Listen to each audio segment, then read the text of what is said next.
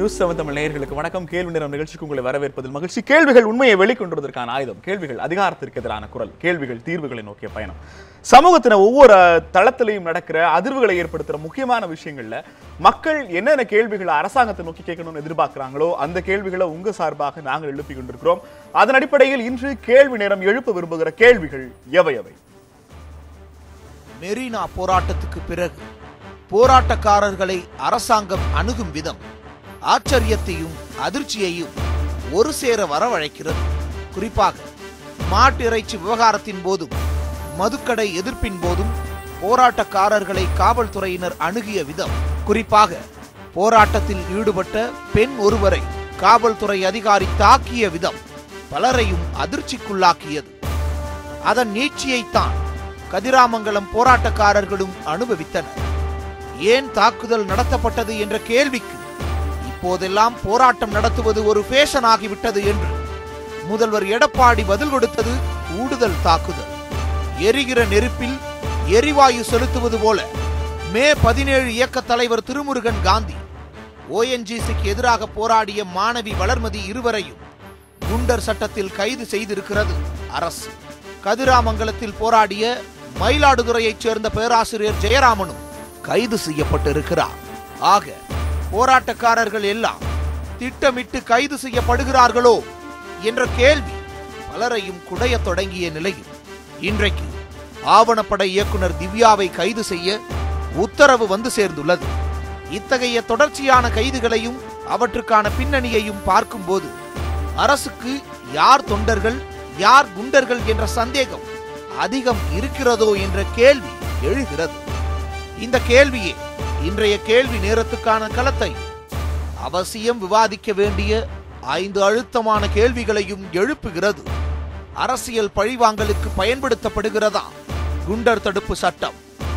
போராட வருகின்ற பேராசிரியர் முதல் மாணவி வரை பாயும் நடவடிக்கைகள் யாருக்கு எதிரான எச்சரிக்கை?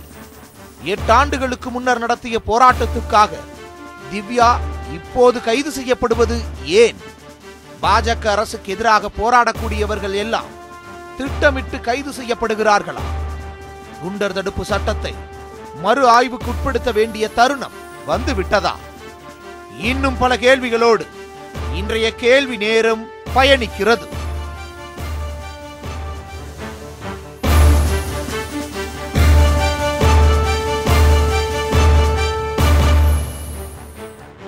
நீட்டி முழக்க வேண்டிய விஷயம் எல்லாம் இல்லை, யார் குண்டர்கள்? இந்த கேள்விக்கான பதிலை தேடுவதற்கு நமக்கு சிறப்பு விருந்தினர்கள் அமைந்திருக்கிறார்கள்.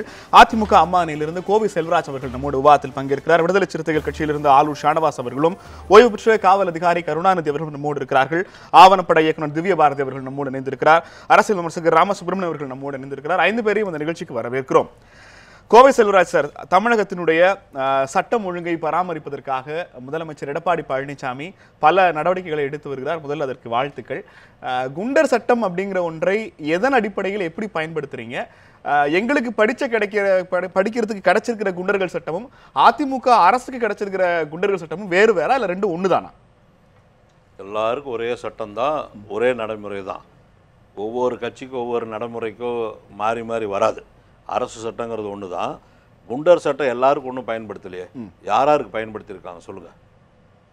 கதிராமங்கலத்துல திட்டத்துக்காக போராடின பேராசிரியருக்கு குண்டர் சட்டம், நோட்டீஸ் கொடுத்த மாணவி எந்த பேராசிரியர் குண்டர் சட்டத்தில் போட்டிருக்காங்க சொல்லுங்க? எந்த பேராசிரியர் போட்டிருக்காங்க? ஜெயராமன் எந்த சட்டத்தில்? ஜெயராமனை குண்டாசில் போட்டிருக்காங்களா? போடல. சொல்லுங்க, நீங்க சொல்லுங்க. குண்டாசில் போட்டிருக்காங்களா? நீங்க சொல்லுங்க.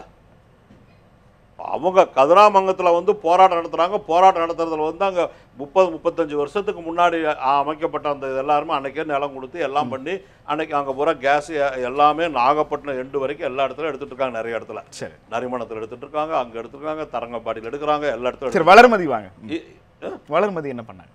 இல்லை, நீங்கள் வந்து அப்பாட்டமாக ஒரு பேராசிரியர் தலைப்பே கொடுத்துருக்கிறீங்க. ஒரு பேராசிரியர், எந்த பேராசிரியர் தமிழக அரசு வந்து குண்டர் சட்டத்தில் கைது பண்ணல. சரி, போராட்டம் நடத்தினா குண்டர் சட்டம் அப்படிங்கிறது இல்ல. குண்டர் சட்டம் அப்படிங்கிறது எல்லா அரசு தலைப்புக்காக கொடுக்கப்பட்டிருக்கிற ஒரு கொட்டேஷன். நீங்க அரசுக்கு எதிராக போராடுகிறவர்களை பல்வேறு சட்டப்பிரிவுகளின் கீழே தொடர்ச்சியாக கைது செய்து நிறைய வழக்குகள் இருக்குங்கிறதே காரணமாக காண்பிச்சு பின்னால் அது குண்டர் சட்டத்துக்கு மாற்றுங்க. இன்னைக்கு அந்த பொண்ணு கூட கைது பண்ணுங்கிறது இல்லை. நீதிமன்றத்தில் உங்களுக்கு வந்து 6-7 மாசமா தொடர்ந்து அவங்க வந்து ஆஜராகாதனால நீதிமன்றம் வந்து அவங்க பிடிவாரண்டை பிறப்பிக்கப்பட்டு அவங்களை கைது பண்ண சொன்னதுனால கைது பண்ணிட்டு போனாங்க. இன்னைக்கு அவங்க ஜாமீன் கொடுத்துருக்காங்க. பெரியார் பல்கலைக்கழக மாணவி வளர்மதி இதற்காக குண்டர் சட்டத்தில் கைது செய்யப்பட்டார். 6-7 வழக்குகள் இருக்குது. ஒவ்வொரு வழக்குகளும் எல்லா வழக்குகளும் எல்லா இடத்துலையும் எல்லாமே தெரியும். பல முறை அதை பற்றி பேசியாச்சு, சொல்லியாச்சு. அவங்களுடைய வழக்குகளில் வந்து ஒரு சில வழக்குகளில் வந்து அவங்க வந்து தீவிரவாதிகள் போல் செயல்படுகிற அமைப்புகளோடு சேர்ந்து கொண்டு செயல்படுவது ஒரு காரணம்.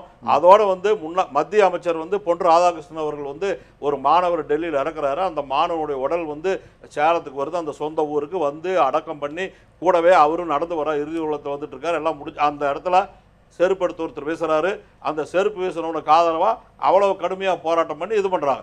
அப்ப வந்து ஒரு அமைச்சர் மேல செருப்பு வீசுறது என்னுடைய கேள்வி, இதெல்லாம் குண்டர் சட்டத்தின் கீழே தான் வருதாங்கிறதா என்னுடைய கேள்வி. குண்டர் சட்டத்துக்கு இது மட்டும் இல்ல, 6-7 வழக்குகள் தொடர்ந்து ஒவ்வொன்றும் சட்ட விரோதமாக, அரசுக்கு எதிராக, மக்களுக்கு விரோதமாக ஒரு தூண்டுதல், அது வன்முறையை தூண்டுற மாதிரியும் ஒரு கலாச்சாரத்தை வந்து பயன்படுத்துறாங்க. அவங்க கலவர், அதாவது படிக்கிற வயசுல ஒரு இந்த குழந்தை வந்து படிக்கிறாங்கன்னா அந்த சின்ன பொண்ணு படிச்சு முடிச்சு வெளியே வாங்க, நல்லா வந்ததுக்கு அப்புறம் நீங்க சமுதாயத்துக்காக போராடுங்க, என்ன வேணாலும் பண்ணுங்க, படிக்கும் போது உங்க வாழ்க்கையை பாழாக்க வேண்டாம்னு சொல்றோம். ஜல்லிக்கட்டுல போராடின 10 லட்சம் பேரை ஏன் அரெஸ்ட் வந்து எல்லா லட்சக்கணக்கான ஜல்லிக்கட்டுல போராடின 10 லட்சம் பேரை நீங்க ஏன் அரெஸ்ட் பண்ணல?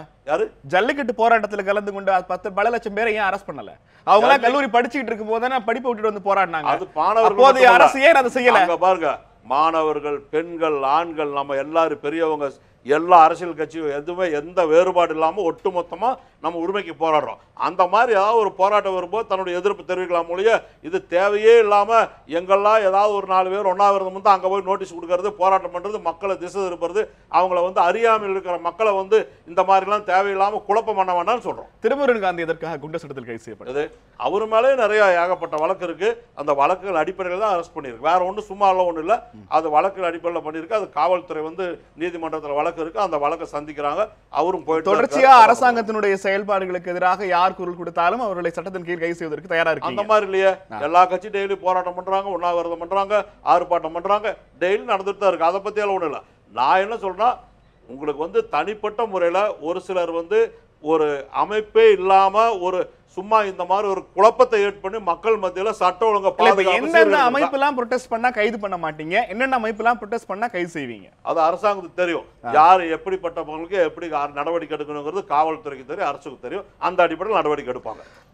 யார் இது மாதிரி செயல்பட்டாலும் கட்டாயம் நடவடிக்கை பாயும். திவ்ய பாரதி, இன்னைக்கு உங்க மீது பதிவு செய்யப்பட்டிருக்கிற வழக்கினுடைய நிலவரம் என்ன? பொதுவா உங்களை மாதிரியான மக்களுக்காக குரல் கொடுக்கிறவர்கள் அல்லது களத்தில் இருக்கிற ஆக்டிவிஸ்டை அரசாங்கம் பார்க்கிற பார்வை எப்படி இருக்குன்னு நினைக்கிறீங்க? கல்லூரிக்கு போய் படிக்கிற வயசுல, வேலைக்கு போய் குடும்பத்தை காப்பாத்துற வயசுல எதுக்காக நீங்க மக்களுக்காக போராடிட்டு இருக்கீங்க? நீங்க மக்களை தூண்டி விட்டுட்டு இருக்கிறீங்க, திசை திருப்புறீங்க, தீவிரவாத இயக்கங்களோட உங்களுக்கு தொடர்பு இருக்கு. இந்த காரணங்களுக்காக தான் அரசு அவர்கள் மீது இந்த மாதிரியான சட்டங்களை பயன்படுத்துறதாக அதிமுக தரப்புல இருந்து தெரிவிக்கப்படுது. உங்க பதில் என்ன?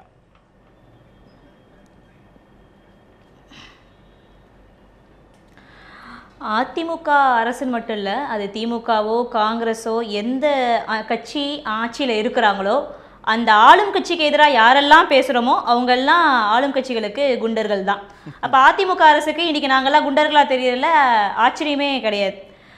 ஏன்னா என்னுடைய 2009 இந்த வழக்கு, தலித் மாணவர் விடுதியில் ஒரு மாணவர் பாம்பு கடிச்சு இறந்து போகிறாரு. தலித் மாணவருடைய விடுதியோடைய லட்சணம் தமிழ்நாடு முழுக்க, இந்தியா முழுக்க என்னவா இருக்குன்னு தெரியும்.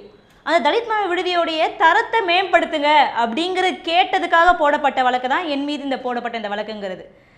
நீண்ட நாட்களாக வழக்குக்கு ஆஜராகிறதுனால இன்னைக்கு கைது அப்படிங்கிற மாதிரி ஒரு விஷயத்த சொல்கிறாங்க. எத்தனை அரசியல் கட்சி தலைவர்கள், அது அதிமுக, திமுக, பிஜேபி, காங்கிரஸ் கட்சியில் இருக்கக்கூடிய பெரும் கட்சியில் இருக்கக்கூடிய எத்தனை அரசியல் தலைவர்கள் மீது இது மாதிரி வழக்கு நிலுவையில் இருக்குது? யார் போய் ஆஜராகிட்டு இருக்கிறா? இல்லை வழக்கு பதியப்பட வேண்டிய கட்டாயத்தில் இருக்கக்கூடிய ஆட்கள் கூட வழக்கு பதியாமல் அவங்களாம் பாதுகாப்பாக இருக்கிறாங்க. இன்றைக்கி நரேந்திர மோடி மேலே குஜராத் படுகொலையை மையப்படுத்தி அவ்வளோ பெரிய வழக்கு இருக்குது, அமித்ஷா மேலே அவ்வளோ வழக்குகள் இருக்குது, அவ்வளோ குற்றச்சாட்டுகள் வெளியில் வந்துகிட்டு இருக்குது. அவங்கெல்லாம் பிரதமர்களாக இருக்கலாம், ஒரு கட்சியோட பொதுச் செயலாளர்களாக இருக்கலாம், பெரும் வெளியுறவுத்துறை அமைச்சர்களாக இருக்கலாம். அரசியலமைப்பு சட்டம் என்னெல்லாம் சொல்லுதோ அதெல்லாம் நடைமுறைப்படுத்துங்கன்னு சொல்லிட்டு போராடுற எங்களை மாதிரியான மக்கள் போராளிகளை இப்படி அடக்குவதற்காகத்தான் இது மாதிரி வழக்குகளை போடுறது. அவங்கள குறுகிய காலத்துக்கு அடக்கலாம், குறுகிய காலத்துக்கு மிரட்டி பார்க்கலாம், இல்லைன்னா எங்களை மாதிரி நபர்களை பார்த்து எங்களுக்கு பின்னாடி போராட வரக்கூடிய மாணவர்களை, இளைஞர்களை அச்சுறுத்தி பார்க்கலாம். இப்படி ஒரு 4 வழக்கு ஆகிப்போச்சுன்னா 4 வழக்கு ஆகிப்போச்சு. இந்த 4 வழக்கே பொய் வழக்கு. இந்த 4 வழக்கு ஆகி போச்சுன்னு சொல்லிட்டு அதை காரணம் காட்டி ஒரு குண்டர் சட்டத்தை போடுறது, குண்டர் சட்டத்தின் கீழே கைது பண்றது, இது ஆளும் கட்சியுடைய வழக்கமான ஒரு விஷயம் தான். அதுவும் இது குறித்தெல்லாம் அதிமுக மாதிரியான ஒரு கட்சிக்கு பேசுவதற்கு என்ன தகுதி இருக்குன்னு தான் தெரியல. ஏன்னா அவங்களுடைய கட்சி தலைவிகள் இன்னைக்கு சசிகலா என்னவா இருக்கிறாங்க, சசிகலாவுக்கு உள்ள கை என்ன மாதிரியான அத்துமீறல்கள், எவ்வளோ விஷயங்களை எல்லா நடைமுறைகளையும் மீறி அவங்க எவ்வளோ சொகுசான வாழ்க்கையை உள்ளக வாழ்ந்துட்டு இருக்கிறாங்க. இப்படி எல்லா சட்ட விஷயங்களையும் திட்டங்களையும் மீறி நடந்துட்டு இருக்கிற அதிமுகவுக்கு எங்களை பார்த்து குண்டர்கள் என்று சொல்ல எந்த தகுதியும் இல்லை. திவ்யபாரதிங்க தம் முதலமைச்சர் எடப்பாடி பழனிசாமி அவர்கள் சொல்லும்போது ரொம்ப முக்கியமான ஒரு வார்த்தை பயன்படுத்துறார். தமிழ்நாட்டில் போராட்டம் பண்றதே இப்ப ரொம்ப ஃபேஷன் ஆயிடுச்சு. என்ன காரணத்திற்காகவும் காரணமே இல்லைனா கூட அரசாங்கங்களுக்கு எதிராக, மத்திய மாநில அரசாங்கங்களுக்கு எதிராக ஏதேனும் ஒரு போராட்டத்தை நடத்தி கொண்டே இருக்க வேண்டும் என்று யாரோ சிலர் எழுதுகிறார்கள். அந்த தியரி அடிப்படையில், அந்த விதி அடிப்படையில் எங்கெல்லாம் புதிய திட்டங்கள் தொடங்கப்படுகிறதோ அங்கெல்லாம் போய் ஒரு சிறு குழு உட்கார்ந்து கொண்டு போராட்டங்களை அறிவிக்கிறது, அங்க இருக்கிற மக்களை தூண்டி விடுறாங்க. கதிராமங்கலத்திலிருந்து ஒவ்வொரு கிராமமாக திரும்ப திரும்ப இந்த குற்றச்சாட்டு முன்வைக்கப்படுகிறது. போராடுகிற உங்களுக்கு பின்னால் தீவிரவாத அமைப்புகள் இருக்கிறார்கள், நக்சலைட்டுகள் இருக்கிறார்கள் புகாரை எப்படி எதிர்கொள்றீங்க?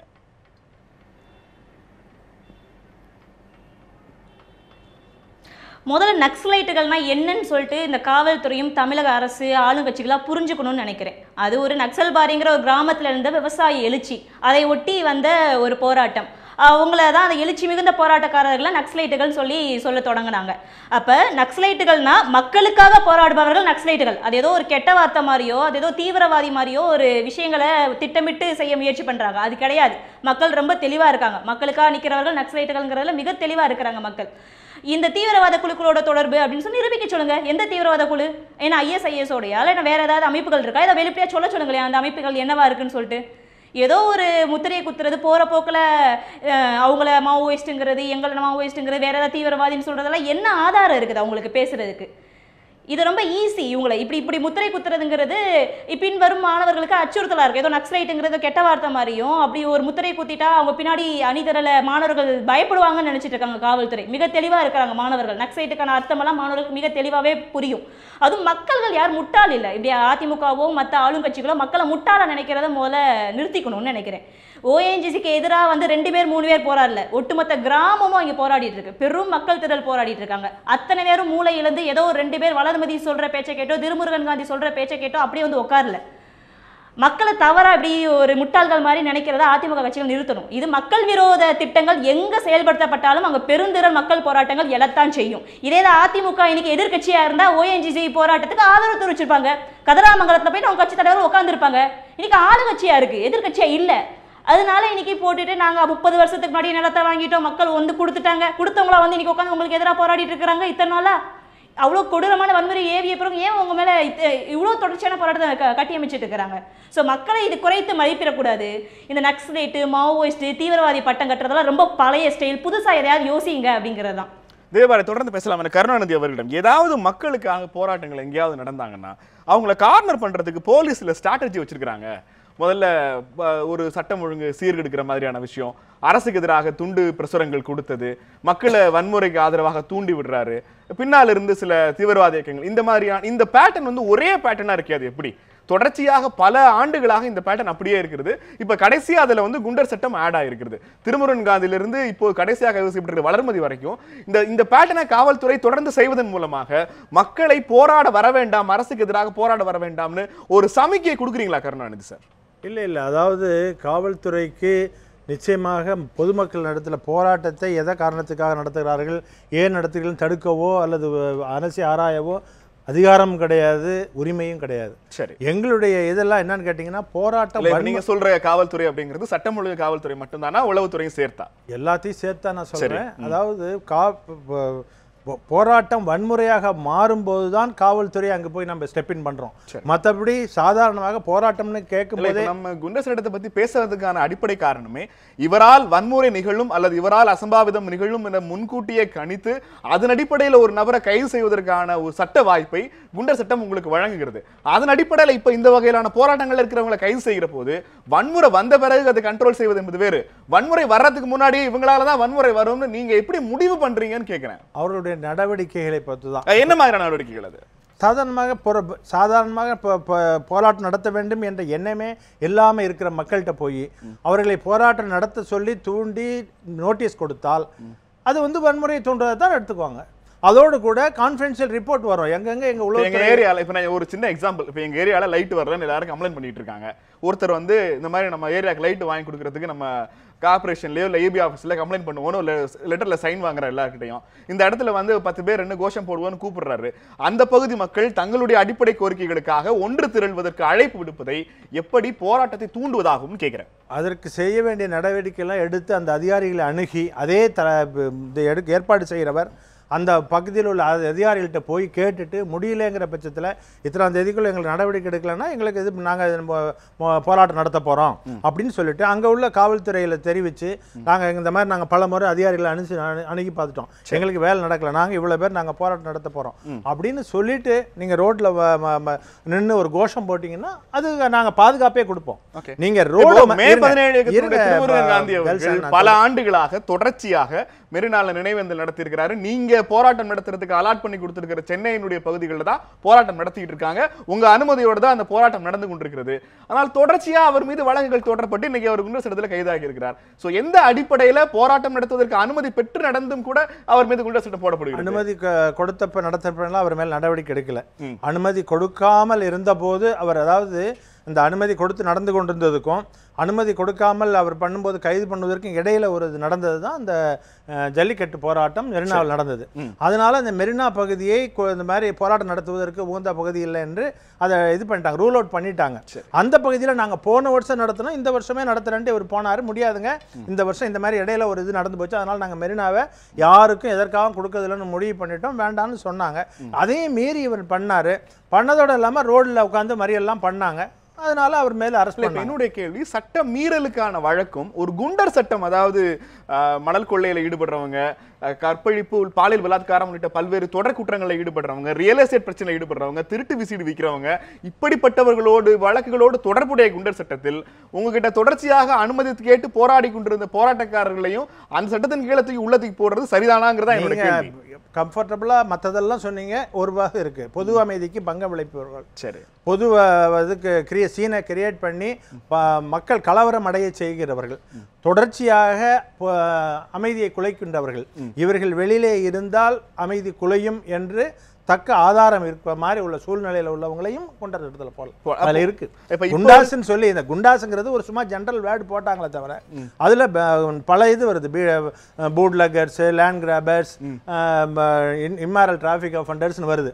அதுல வந்து ஒரு குண்டாஸுங்கிற வேர்டுக்கு என்ன மீனிங்னாக்கா பொது அமைதிக்கு பங்கம் விளைவிப்பவர்கள், சாதாரண மக்களுக்கு மனசில் பீதி அடைய செய்கிறவர்கள், அன்றாட வாழ்க்கையை பாதிப்படைய செய்கின்றவர்கள், வழக்கமாக செய்கிறவர்கள் குண்டாஸ்ல வருவாங்க. அப்படி வந்து நீங்க திடீர்னு சொல்லிட்டு எனக்கு தமிழ்நாட்டுல எதிர்க்கட்சிகள் தொடர்ச்சியாக மாசத்துக்கு ஒரு போராட்டம் நடத்திட்டு இருக்காங்க. இந்த போராட்டத்தினால மக்களுடைய இயல்பு வாழ்க்கை தொடர்ச்சியாக பாதிக்கப்படுகிறது. ஏன் எதிர்க்கட்சிகள் மீது குண்டாஸ் உங்களால போட முடியல? எதிர்க்கட்சிகள் சாதாரண நடத்துற போராட்டத்துக்காக பண்ணுவதில்லை, பகிரங்கமாக இந்த அரசுக்கு எதிராக போராட வேண்டும் என்று அழைப்பு விடுக்கிறார்கள். திமுகவிலிருந்து, பாமகவிலிருந்து, இடதுசாரிகளிலிருந்து எல்லோரும் அழைப்பு விடுகிறார்கள். பெரிய லெவல்ல சாலை மறியல் பண்றாங்க, மனித சங்கிலி பண்றாங்க, ரயில் மறியல் செய்கிறார்கள். இந்த அத்தனையுமே நீங்க சொல்ற பொது அமைதிக்கு எதிரான ஒன்று. அரசாங்கத்துக்காக போராட்டத்தில் திரட்டுறாங்க. இதெல்லாம் நடந்தாரு, ஆனா நீங்க கட்சிகளை கண்டுக்கல. அப்படியும் அரசியல் இதுல ஒருத்தர் மேல போட்டாங்க, நீங்க அதுக்கும் இதெல்லாம் பண்ணீங்க. வந்து ரயில் மறியல் பண்ணி ஒரு பர்டிகுலர் கட்சியில இருந்தவரை ஒருத்தர் மேல குண்டாஸ் ஆக்ட் போட்டாங்க. சரி, தொடர்ந்து பண்றது. அதாவது அவர்கள் நடத்துகின்ற அரசியல் கட்சிகள் நடத்துகின்ற போராட்டம் வேற, சாதாரணமாக இப்போ திடீரென்று ஒரு கூட்டத்தை கூட்டி இது பண்ணி வழக்கு ஹேபிச்சுவலா பண்ணிட்டு இருக்குது. இப்ப இந்த ஒரு பொண்ணு போராட்டம் பண்றதே கடமைக்கு செய்கிற போது பிரச்சனை இல்லை, அந்த போராட்டம் கொஞ்சம் உணர்ச்சி பூர்வமாக இருந்தால் அரசுக்கு பிரச்சனை. போராட்டம்ங்கிறத சில பேர் வந்து நம்ம வந்து சிலர் தான், திரும்பவும் நான் சொல்லிட்டு சொல்றேன், ஏன்னா இதை சொன்ன உடனே எல்லாரும் கொதிப்படைவாங்க. சிலர் வந்து தன்னை பிரபலப்படுத்திக் கொள்வதற்காக, தங்களை இதுக்கு பொலிட்டிக்கல் மைலேஜுக்காக சில பேர் பண்ணுறாங்க. சரி, அவர்களுக்கு தான் நம்ம குண்டச்சட்டத்தில் போடுறாங்க. ஏன்னு கேட்டிங்கன்னா தெரியுது அவர்கள் செய்கின்ற காரணம் எங்கே இருக்குது. காரணமே இல்லாமல் கன்னியாகுமரியில் நடந்த ஒரு இன்சிடெண்ட்டுக்கு சென்னையில் அது எப்படி நடந்துச்சுன்னு கன்னியாகுமரிக்காரங்களுக்கே தெரியாது, இங்கே வந்து போராட்டம் நடத்துவாங்க.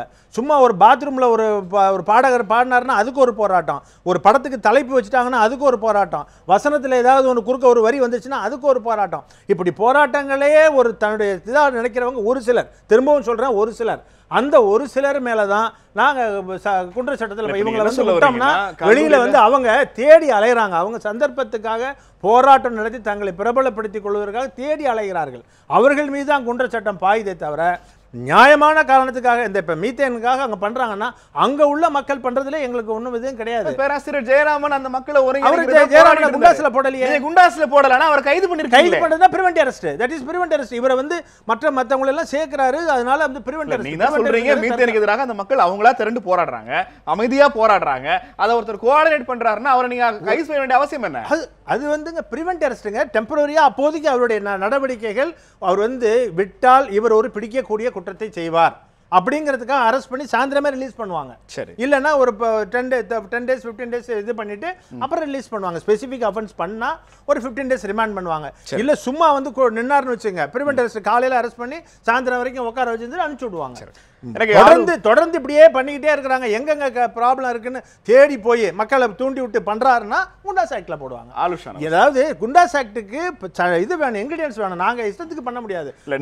நாங்க வந்து கருணாநிதி அவர்களுக்கு தெரியாது இல்ல, கடந்த 5 ஆண்டுகள்ல தமிழக காவல்துறை தொடர்ந்த எத்தனை குண்டாஸ் வழக்குகளை சென்னை உயர்நீதிமன்றம் கடுமையான கண்டனத்தோடு சொல்ல வந்து என்ன விஷயம்னா, உயர்நீதிமன்றத்தில் இந்த கேஸ் நிக்காதுன்னு தெரிஞ்சிருந்தாலும் பரவாயில்ல, ஜாமீன் கிடைக்காதுங்கிற ஒரே காரணத்துக்காகவே நீங்க எல்லாரையும் பிடிச்சு உள்ள போடுறீங்க. நான் சொல்றேன் அப்படி இல்ல. அதுல வந்து பெரும்பாலான வழக்குகள் எப்படி வந்து முதல்ல வந்து அந்த குண்டர் தடுப்பு காவல்ங்கிறது ஒரு தண்டனை சட்டமே இல்ல. அது வந்து ஒரு பிரிவென்டிவ் மெஷர் தான். இவர் வந்து வெளியில இருந்தால் அமைதிக்கு பொது அமைதிக்கு பங்கம் ஏற்படும். நீங்களே சொல்றீங்க தடுக்க முடியாது. காவல்துறையினர் பதிவு செய்து குண்டர் தடுப்பு சட்டத்தில் கைது செய்கிற பெரும்பாலான வழக்குகள் உயர்நீதிமன்றத்தில் நிக்கவே முடியலன்னா நீங்க தப்பா கைது பண்ணிருக்கீங்கன்னு அர்த்தம். அதுதான் இல்ல, அதுதான் கிடையாதுங்கிறேன். டெக்னிக்கல் ஃப்ளால போகும். அதாவது நாங்கள் எடுக்கிற நடவடிக்கை வேற, அங்க வந்து நீதிமன்றத்தில் அவங்க பார்க்குற பார்வை வேற. நாங்கள் கொடுக்கறதுல சாதாரணமாக ஒரு எழுத்து பிழை இருந்தால் கூட, ஒரு ப்ரொசீஜரல் ஃபால்ட் இருந்தா கூட டெக்னிக்கல் ஃப்ளால வெளியே ரிலீஸ் பண்ணுவாங்க. அதுக்கு நாங்கள் பொறுப்பாக தொடர்ந்து பேசலாம். கருணாநிதி சார், ஆலுஷானவஸ், எனக்கு முதல்ல ரெண்டா பிரிக்கலாம். அரசியல் கட்சிகளுடைய போராட்டங்களை இந்த அமைப்பு, இந்த மாநிலம், இந்த அரசாங்கம் ரொம்ப மென்மையா அணுகுறாங்க. பெரிய லெவல்ல திமுகவிலிருந்து விடுதலை சிறுத்தைகள்ல இருந்து திட்டமிட்டு ஒரு போராட்டம் அறிவிக்க, அது லட்சக்கணக்கான மக்கள் கூடினாலும் கூட பெரிய வன்முறை ஏற்படுறதில்ல. அது காவல்துறை பாதுகாப்போடு நடத்தப்பட்டு பெரிய லெவல்ல ஒரு அதுக்கான அந்த போராட்டத்துக்கு ஒரு அர்த்தம் கிடைக்கிறது. ஆனால் இந்த எளிய மக்கள் திடீர்னு தங்கள் பிரச்சனைக்காக கதிராமங்கலத்தில் போராடுற மாதிரி, மீத்தேன் திட்டத்துக்கு எதிராக போராடுற மாதிரியான மக்கள் இறங்கி வருகிற போது ஏன் காவல்துறை அவர்களை ஒரு அச்சுறுத்தும் விஷயமாக அணுகுறாங்க? 2-3 பேர் அரெஸ்ட் பண்றது மூலமா த்ரெட்டன் பண்றாங்க. போராட்டங்களையே ரெண்டாக அரசாங்கம் இப்படி பிரிச்சு பார்க்கறதுக்கான காரணம் என்ன? வெகுமக்கள் எழுச்சி வந்து அது பெரிய கேள்விகளை ஏற்படுத்துது, பெரிய நெருக்கடி ஏற்படுத்துது. இப்போ அப்ப கட்சிகளுடைய போராட்டங்கள் அதை ஏற்படுத்தல. இல்ல, அனுமதி பெற்று நடக்கிற போராட்டம் என்பது ஒரு அடையாள போராட்டம் தான். ஆனால் அசல் போராட்டமாக நானே ஒத்துக்கொள்றேன், மக்கள் நடத்தக்கூடிய போராட்டம் தான் அசல் போராட்டம். அது வந்து நாம் ஒரு பிரச்சனையை அடையாளப்படுத்தக்கூடிய இயக்கம், கட்சி என்று இருப்பதனால் அடையாளப்படுத்துகிறோம். ஆனால் பாதிக்கப்படுகிற மக்கள் களத்தில் இறங்கி நாங்கள் இதற்கு தீர்வு தந்தால் தான் இங்கிருந்து களைவோம் என்று சொல்லி அமர்கிறார்களா, அதுதான் பிரச்சனை. அது வந்து அரசாங்கத்துக்கு மிகப்பெரிய பிரச்சனையா பார்க்குது. ஏன்னா தீர்வு தந்தால் தான் களைவோம்னா அது பெரிய நெருக்கடி அரசாங்கத்துக்கு ஏற்படுத்தும் போது என்ன ஆயிடுதுன்னா, அவங்க இது போன்ற ஒரு கொடூரமான அணுகுமுறையை கையாள. ஒரு ஜனநாயக கட்சியில் இருக்கீங்கனால சொல்றேன். இப்போ கருணாநிதி அவர்களுடைய பிராக்டிகல் டிஃபிகல்ட்டி நம்மளால புரிஞ்சு கொள்ள முடியுது. ONGC அதிகாரிகளை முற்றுகையிடுவதன் மூலமாகவோ, எங்களுக்கு நீங்க உறுதி கொடுத்தாதான் நாங்க கலைஞ்சு போவோம்னு மக்கள் சொல்வதன் மூலமாகவோ, இந்த அமைப்பு இருக்குல்ல, ஸ்ட்ரக்சர், அதை அதுக்கு ஒரு ப்ரொசீஜர் இருக்குல்ல, அதை செய்ய முடியாத போது இந்த அதிகாரிகள் என்ன செய்ய முடியும்னு எதிர்பார்க்குறீங்க? ஏன் செய்ய முடியாது? ஜல்லிக்கட்டுல ஓடினாங்களா இல்லையா? டெல்லிக்கு போய் ஒரே நாள்ல பேப்பர் வாங்கிட்டு வந்தாங்களா இல்லையா? எப்படி நடந்துச்சு? அப்போ இந்த அரசு நினைத்தால் முடியும். ஏன் அது வரைக்கும் அந்த தீர்வு வாங்க முடியல? மக்கள், வெகுமக்கள் திரண்டு போராட்டம் நடத்தி, அசல் போராட்டம் நடத்தி பிறகு இங்கிருந்து நீ கொண்டு வந்தாதான் நான் கலைவேன்னு சொன்னதுக்கு பிறகு கொண்டு வந்து பேப்பர் கொடுத்தாங்களா இல்லையா? அப்ப அரசு நினைத்தால் முடியும். எப்படி முடியும்னா இப்படி தான் பண்ணி வைக்க முடியும் அரசை. அதையும் மக்கள் பார்த்துட்டாங்க. எனவே மக்கள் இப்போது என்ன நினைக்கிறார்கள்? நெடுவாசலிலும் கதிராமங்கலத்திலும் எல்லா இடங்களிலும் இதுதான் அரசை பணி வைப்பதற்கான வழிமுறை. இந்த அரசு நாம் நினைத்தால் பணி வைக்க முடியும் நினைக்கிறாங்க, பண்ணி வைக்கிறாங்க. இப்போ அடிப்படையில் பிரச்சனை என்னன்னா, இப்போ சார் சொன்னார், நாங்கள் வந்து தவறான செயல்களில், குற்றச்செயல்களில் யார் ஈடுபட போகிறார்களோ அவர்களை முன்னறிந்து அந்த குற்றச்செயலில் அவர்கள் ஈடுபட்டு கூடாது என்பதை தடுப்பதற்காக தடுப்பு காவல் சட்டம்னார். இப்போ ஜெயலலிதா அவர்கள் வழக்கில் தீர்ப்பு வரப்போகுதுங்கிறது நல்லா தெரியும். குன்ஹா அவர்கள் தீர்ப்பு எப்படி வேணாலும் வரும், எதிராக வந்தால் என்ன நடக்க போகுதுங்கிறது நல்லாவே தெரியும் காவல்துறைக்கு. தீர்ப்பு வந்துச்சு. தமிழ்நாட்டில் என்ன நடந்துச்சு? எவ்வளவு பெரிய வன்முறைகள் நடந்தது. எத்தனை பேர் நீங்கள் இப்படிப்பட்டவர்கள், தீவிர போக்குடையவர்கள், அதிமுகவில் தீவிர போக்குடையவர்கள் இவர்கள்லாம் அப்படிங்கிறத முன்னறிந்து எத்தனை பேரை நீங்க தடுப்பு காவலில் கைது செய்தீங்க? எவ்வளவு பெரிய வன்முறை தமிழ்நாட்டில் நடத்தப்பட்டது. நான் கேட்டு முடிச்சப்பறம் நீங்க சொல்லுங்க. அதற்கு பிறகு தர்மபுரியில் ஒரு சம்பவம் நடக்குது. ஒரு காதல் ஜோடி போய் திருமணம் செய்கிறாங்க. அதை ஒட்டி அங்கே ஒரு சமூக பதற்றம் ஏற்படுது. ஒரு கிராமத்தை, நத்தம் காலனியை ஒரு பெரிய படையை திரட்டி போய் 6 மணி நேரம் வேட்டையாடுறாங்க. 6 மணி நேரம் பட்ட பகலில் நடக்குது. அது வந்து கண்காணிப்பு மிகுந்த பகுதி. இவங்க சொல்கிறாங்களே இந்த நக்சலு, மாவோயிஸ்ட்டு, இப்படி நிறைய பேர் வச்சுருக்காங்கல்ல, இவர்களெல்லாம் அதிகம் புழங்கக்கூடிய பகுதின்னு இவர்களே தர்மபுரி அடையாளப்படுத்தி வச்சுருக்காங்க. அதனால மத்திய பிரிவு, மாநில பிரிவு, என்னென்ன நுண்ணறிவு பிரிவு உண்டு அத்தனை பேரும் கண்கொத்தி பாம்பா தர்மபுரியை பார்ப்பாங்க. அங்கே ஒரு அசைவு நடந்தால் கூட காவல்துறைக்கு தெரிஞ்சிடும், இவர் இங்கிருந்து அசைகிறார், இவர் இங்கிருந்து அசைகிறார். இந்த அளவுக்கு நுண்ணறிவோடு கண்கொத்தி பாம்பாக பார்க்கக்கூடிய அந்த தர்மபுரியில் தான் 6 மணி நேரம் ஊரையெல்லாம் திரட்டி வண்டி கட்டி போய் ஒரு கிராமத்தை முற்ற அழிச்சாங்க. நீங்கள் எத்தனை பேர் அதில் வந்து தடுப்பு காவலில் கைது செய்தீங்க? அதை தடுத்தீங்களா? முதல்ல கேட்டால் காவல்துறை உள்ளே ஏறி போக முடியல, மரத்தை வெட்டி போட்டாங்க, அதனால உள்ளே ஏறி போக முடியலன்னு வாக்குமூலம் சொன்னது இதே காவல்துறை தான். இதுதான் இவங்களுடைய அதிகபட்ச உத்தரவாதம். அப்போ இவர்கள் நினைத்தால் தடுப்பதும் நினைக்காவிட்டால் அதை அனுமதிப்பதுங்கிறத திட்டமிட்டே செய்கிறாங்க. அப்போ நீங்கள் வந்து ஜெயலலிதா அவர்களுடைய அந்த கைதுக்கு ஒட்டி நடக்கக்கூடிய வன்முறை கட்டாயமாக இவங்களுக்கு தெரியும். தர்மபுரியில் சமூக பதற்றம் வந்திருக்கிறது, கட்டாயமாக இப்படிப்பட்ட ஒரு வன்முறை நடக்க போகுது, கட்டாயமா தெரியும். ஆனால் தடுப்பதற்கு அவர்களுக்கு மனம் இல்லை. அப்போ இந்த சட்டத்தை கூட அவர்கள் யார் மீது பயன்படுத்துகிறார்கள்? திவ்யா, இந்த நீங்க சொல்ல வர்றது என்னன்னா, தொடர்ச்சியாக இவர் குற்றத்தை செய்ய போகிறார்னு தெரிஞ்சு அவரை முன்கூட்டியே கைது செய்ய கூடாதுன்னு சொல்றீங்களா, அல்லது கைது செய்யணும்னு முடிவு பண்ணீங்கன்னா எல்லாத்தையும் கரெக்டா கைது செய்யுங்கன்னு சொல்றீங்களா? யாரு உண்மையிலே இது போன்ற சட்டவிரோத செயல்களை செய்கிறார்களோ, வன்முறை செய்கிறார்களோ அவர்களெல்லாம் கைது செய்யணும். நான் வன்முறை செய்த காட்சிகளை உங்களுக்கு சொல்றேன், 2 சம்பவத்தை சொல்றேன் தமிழ்நாட்டில் நடந்ததை. இன்னும் நிறைய இருக்குது இது மாதிரி. ஆனா வன்முறையில், அசல் வன்முறையில் ஈடுபட்டவர்கள், பேருந்தை கொளுத்தியவர்கள், மக்களுக்கு இடையூறு செய்தவர்கள், பொது சொத்துக்கு சேதம் விளைவித்தவர்கள், அவங்களை இதில் கைது பண்ணல. ஆவணப்படம் எடுத்ததுக்காக இன்னைக்கு வந்து வழக்கு. திவ்யா அவர்கள் ரொம்ப குறிப்பாக கவனிக்கணும், திவ்யா மீதான இந்த வழக்கை குறிப்பாக கவனிக்கணும். ஏன்னா அவர் 2 முக்கியமான பிரச்சனையை தொட்டிருக்காரு. ஒன்று, ஆதி திராவிடர் விடுதிகளில், மாணவர் விடுதிகளில் நடக்கக்கூடிய அவலத்தை வெளிச்சம் போட்டு காட்டியிருக்காரு. இன்னொன்று, மனித கழிவுகளை மனிதர்களே அகற்றுகிற அந்த இழிவுக்கு எதிராக, கொடுமைக்கு எதிராக ஒரு ஆவணப்படத்தை பதிவு செய்திருக்கிறார். இப்போ இவர் உண்மையிலேயே பாரத ரத்னா கொடுக்கணும்னா நீ திவ்யாவுக்கு தான் கொடுக்கணும். ஆனால் அரசாங்கம் அவர் எப்படி பார்க்குது பாருங்க. இது வந்து அரசாங்கம் நிகழ்த்துகிற மிகப்பெரிய சட்டவிரோத செயல். எது? மனித கழிவுகளை மனிதர்களை அகற்றுகிறார்கள். ரயில்வேல வந்து அரசாங்க பணியாளர்கள் அமர்த்தி இருக்குது, சட்டப்படி கூடாது. சட்டப்படி தடை செய்யப்பட்ட ஒன்றை அரசாங்கம் வைத்திருக்கிறது.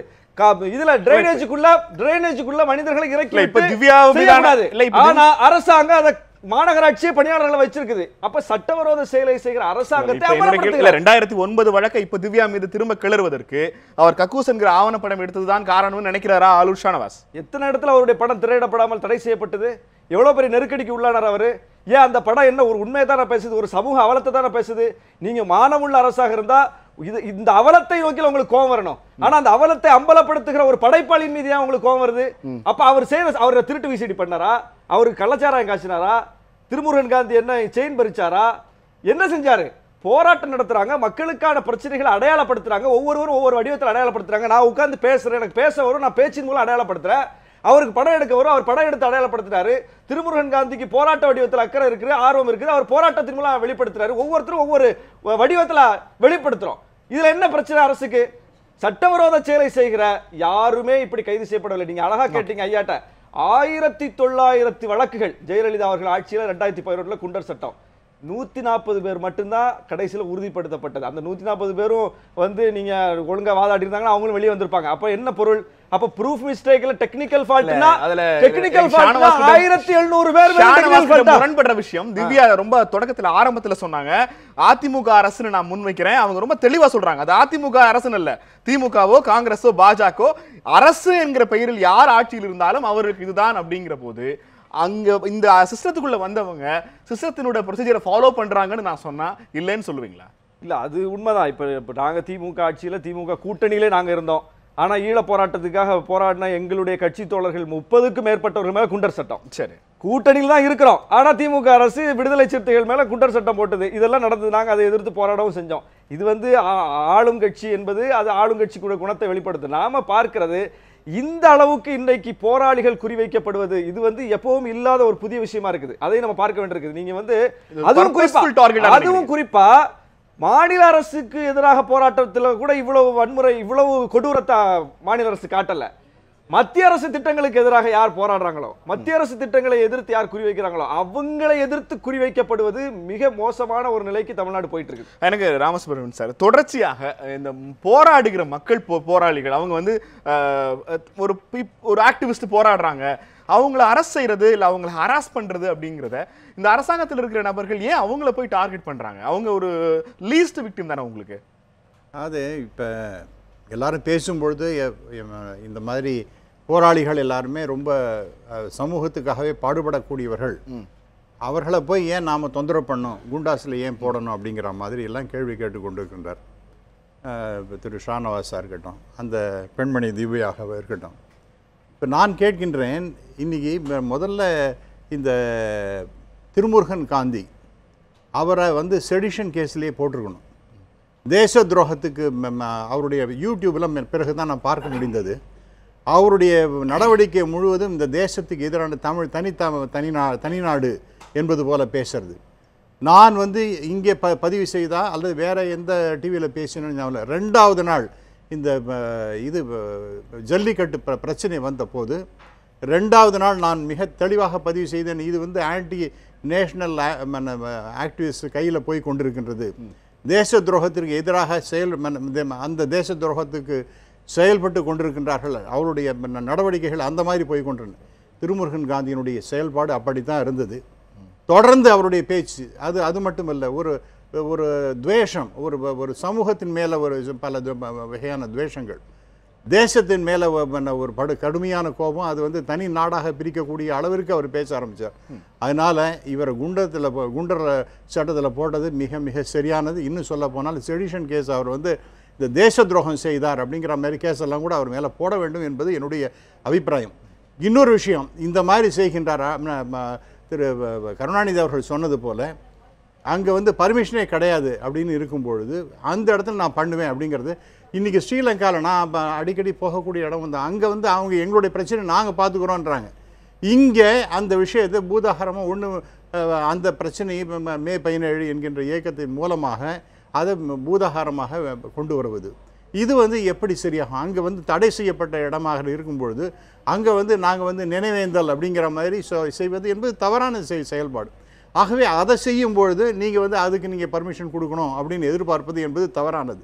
மூன்றாவதாக அந்த ஜல்லிக்கட்டு சமாச்சாரம், நீங்கள் வந்து லட்சக்கணக்கான எல்லோரும் நிறைய பேர் வந்தாங்க, பொதுமக்கள் அதில் வந்து பார்ட்டிசிபேட் பண்ணினாங்க, அதெல்லாம் ஒன்றும் சந்தேகமே கிடையாது. ஆனால் இதற்கு பின்புலமாக ஒரு சில குழுக்கள், அதுவும் குறிப்பாக இந்த மே 17 போன்ற இயக்கங்களெல்லாம் இந்த விஷயத்தை கையில் எடுத்துக்கொண்டு இதை வந்து திசை திருப்பி அது ஒரு இந்திய இறையாண்மைக்கு எதிராக கூட செயல்படுகின்ற வகையில் தான் செயல்பட்டார்கள் என்பது என்னுடைய சார்ட்ட கேட்க வேண்டிய முக்கியமான கேள்வி. எனக்குரிய மக்கள் நலனுக்காக போராடுகிறவர்கள் அல்லது அரசாங்கத்துக்கு எதிராக பேசுகிறவர்கள், தனி தமிழ்நாடு கேட்கிறவர்கள், இவங்க எல்லாரையும் ராமசுப்ரமணியன் சார் ஆன்டி நேஷனல்ஸ் ஒரு கொட்டேஷனுக்குள்ள உள்ள கொண்டு வரார். நான் வந்து அதில் வந்து I don't want to means words sir. Okay, நான் வந்து அந்த அவனுடைய நீங்க உங்க வேர்ட்ஸ்ல தான் நான் திருப்பி எடுக்கிறேன். I don't want to means words. இல்ல, நான் என்னோட கேள்வி அது இல்ல. இது வந்து இப்படி அப்படிலாம் பேச விரும்பல. கடந்த சில ஆண்டுகளாக தேசத்துக்கு எதிராக ஆன்டி நேஷனல் ஆக்டிவிட்டீஸ் யார் செய்தாலும் அவர்கள் மீது கடுமையான நடவடிக்கை எடுக்கப்பட வேண்டும். குண்டாஸ் மட்டுமல்ல, அது வந்து செடிஷன் கேஸ் போட வேண்டும் என்று நீங்கள் முன்வைக்கிற ஆன்டி நேஷனல்களால் நடத்தப்படாத மக்களுக்காக நடந்த ஒரு போராட்டத்தை ராமசுப்ரமணியன் சார் சொல்லுங்க. இந்த இப்ப அப்படி ஒரு கேள்வி வைக்கிற போது லிசன், நீங்க நாம எடுத்துக்கொண்ட தலைப்பு இந்த குண்டாஸ் ஆக்ட பத்தி, யார் குண்டர்கள் அப்படின்னு, இவரெல்லாம் குண்டர்கள் தான். என்னுடைய அப்ப ரெண்டாவது பாயிண்ட் நீங்க சொன்னீங்க, இந்த வளர்மதி அவங்க மேல அடுத்தது எடுத்துனீங்கன்னா அவங்க மேல பல குற்றச்சாட்டுகள் பதிவாகி இருக்கின்றன அப்படின்னு திரு கருணாநிதி அவர்களுக்கு குறிப்பிடுகின்றார். நான் பல பத்திரிகைகளும் பார்த்தேன், என்னென்ன கேஸ் இருக்குன்னு சொல்லிட்டு என்னால் தெரியலை. ஆனால் அவர் வந்து மாவோயிஸ்ட் அவங்களோட தொடர்பு உடையவர்கள், பல விஷயம், அவங்க அம்மா அப்பா இவங்க அந்த பெண் செய்ததெல்லாம் சரிங்கிற மாதிரி. எனக்கு இதை பார்த்தோன்னே எனக்கு ஞாபகம், இந்த பெண் படிக்கிற பொண்ணு இந்த மாதிரி செய்கின்றதே அப்படின்னது நான் அண்ணாமலை பல்கலைக்கழகத்தில் படிக்கும்பொழுது ஐ திங்க் முதல் நாக்சலைட் அப்படிங்கிற மாதிரி எனக்கு ஒரே ஒரு செகண்ட் நான் சொல்ல வேண்டிய விஷயம் மறந்து போயிடும். நான் சொல்ல வேண்டியதை சொல்லிடுறேன். திரு கருணாநிதி அவர்கள் அவருக்கு தெரிஞ்சிருக்கும்னு நான் நினைக்கிறேன். I think if I am right, Annamalai பல்கலைக்கழகத்தில் முதல்ல படிக்கக்கூடிய ஒரு மாணவர் கிருஷ்ணன் என்ற பெயர்னு நினைக்கிறேன்.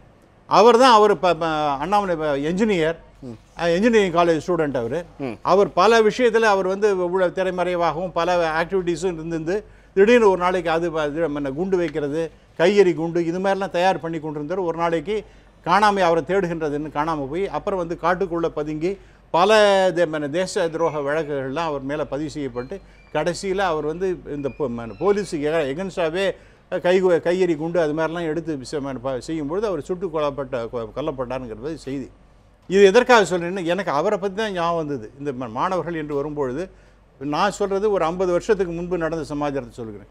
இப்போ இந்த பெண்கள்லாம் இவர் சொல்கிறது போல் இவங்க என்ன பண்ணுறாங்கன்னா, இவங்க வந்து சட்டத்தை ஏதோ ஒரு விதத்தில் நாம் தப்பிச்சுக்கலாம், ஆனால் நம்முடைய அந்த சித்தாந்தம், அந்த தேசத்துக்கு எதிரான சித்தாந்தத்தை நாம் எப்படியாவது கொண்டு வரணும், எங்கெல்லாம் பிரச்சனைகள்லாம் இருக்கோ அதெல்லாம் நம்ம கையில் எடுத்துக்கணும் அப்படிங்கிற மாதிரி செயல்படுறாங்க. ஆகவே குண்டாஸ் போடப்படுவது ரொம்ப ரொம்ப சரியான கேள்வி. தமிழ்நாட்டில் நீங்கள் முன்வைக்கிற ஆன்டி நேஷனல்களால் நடத்தப்படாத ஒரு போராட்டம் சொல்லுங்க.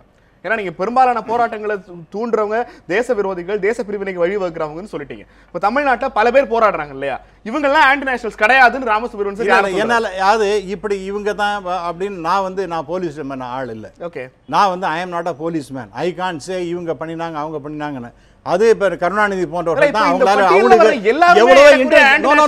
அவங்க ஆன்டிசிடென்ட்ஸ் எல்லாம் பார்த்து கொண்டிருப்பார்கள். அவங்களுக்கு கதிராமங்கலத்திலே நெடுவாசல்ல எங்க ஏரியாவுக்கு திட்டத்தை கொண்டு வராதீங்கன்னு உட்கார்ந்து போராடி கொண்டிருக்கிறவர்கள் ஆன்டி நேஷனல்ஸா இல்லையா? இல்ல, நான் என்ன சொல்லுகின்றேன் என்றால், உங்களுக்கு நீங்க எவ்வளவு கதிராமங்கலத்தை பத்தி தெரியுமோ அந்த அளவுக்கு எனக்கும் தெரியும். ஏன்னா அதுதான் என்னுடைய பகுதியும் கூட, என்னுடைய கிராமமும். அந்த கேள்வி, போராடி கொண்டிருக்கிற அந்த பகுதி மக்கள் ஆன்டி நேஷனலா?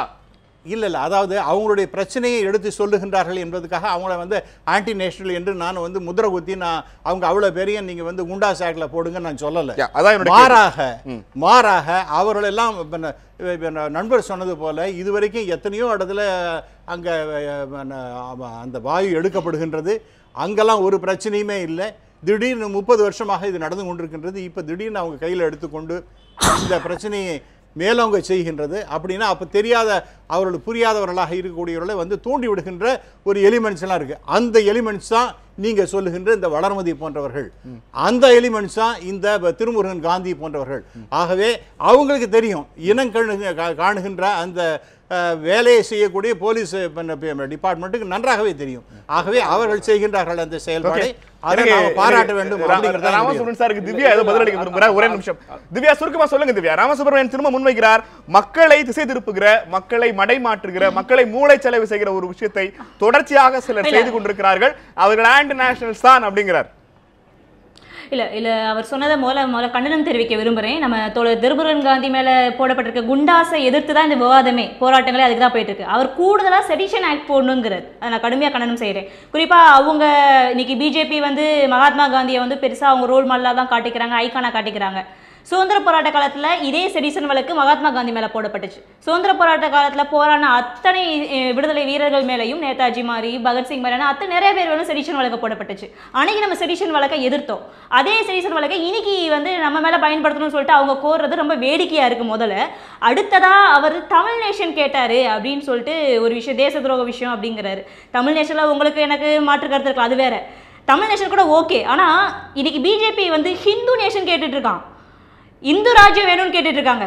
இந்து ராஜ்யம் வேணும்னு சொல்லிட்டு சிறுபான்மை மக்களை ஒடுக்கிட்டு இருக்கிறாங்க. இன்னைக்கு பசு பாதுகாப்புங்கிற பேர்ல ஆயிரக்கணக்கான முஸ்லிம்கள் இன்னைக்கு கொல்லப்பட்டு இருக்கிறாங்க, தலித் மக்கள் கொல்லப்பட்டு இருக்கிறாங்க. இப்ப இந்து ராஜ்யம் பேசுற இவங்க தேச துரோகிகளா, இல்லை தமிழ் நேசம், ஈழம், இல்லை கதிராமங்கலத்துக்காக ஆதரவு அப்படின்னு பேசுகிற நாங்கள் தேச துரோகிகளாங்கிறதே ஒரு அடிப்படையிலே ஒரு கேள்வி எழுது. அதனால் இது மாதிரியான ஒரு பொய் பிரச்சாரத்தை பரப்புகிற இவங்கெல்லாம் ஆன்டி நேஷன். ஆன்டி நேஷன் கிடையாது, ஆன்டி பீப்புள் இவங்கெல்லாம். நாங்கள் மக்களுக்கு ஆதரவாக நிற்கிறோம், நாங்கள் தேச துரோகிகள். மக்களுக்கு எதிராக நிற்கிற இவங்கெல்லாம் ஆட்சியில் இருக்கிறாங்க அப்படிங்கிறது தான். மற்றபடி கருணாநிதி மாதிரியான ஓய்வு பெற்ற அதிகாரிகளுக்கு நல்லாவே தெரியும் காவல்துறையோட லட்சணம் என்னங்கிறது. ஓய்வு பெற்றதுக்கு அப்புறமா சில உண்மைகளை பேசுவாங்க, ஆனால் நிறைய பேர் பேசுறதும் இல்லை இப்பெல்லாம். இந்த 2013 மேனுவல் ஸ்கேவெஞ்சிங் ப்ரொஹிபிஷன் ஆக்ட் படி தமிழ்நாட்டில் எத்தனை வழக்கு நீங்கள் பதிவு பண்ணியிருக்கீங்க? என்னோட கக்கூஸ் ஆவண படத்தில் மட்டும் 27 மலக்குழி கொலைகளை வெறும் ஒரு வருஷத்தில் நான் பதிவு பண்ணியிருக்கேன். தமிழ்நாட்டில் நடந்தது மட்டும், இந்தியா முழுக்க சொல்லலை. அந்த 27 மலக்கொலைகளில் எத்தனை பேரை தமிழக காவல்துறை கைது பண்ணியிருக்கீங்க? ஒரு அக்யூஸ்ட் உள்ள இருக்கான்னு சொல்லுங்க. இந்த விதிமீறல்களை ஈடுபடுற எந்த அதிகாரிகள் மேலே நடவடிக்கை கிடையாது. இதன் கீழே வழக்கு பதிவு பண்ண மறுக்கிற காவல்துறை கிடையாது. தொடர்ந்து பேசலாம். எனக்கு திவ்யபாரதி சில கேள்விகள் இருக்கிறது, பதில் சொல்ல வேண்டிய நிறைய பேர் காத்திருக்கிறார்கள். தொடர்ந்து பேசலாம். கேள்வி நேரம் ஒரு சிறிய இடைவெளிக்கு பிறகு யார் குண்டர்கள் என்பதற்கான பதிலை கோவை செல்வராஜ் அவர்களிடமிருந்தும் கருணாநிதியிடமிருந்தும் கேட்டு பெறலாம்.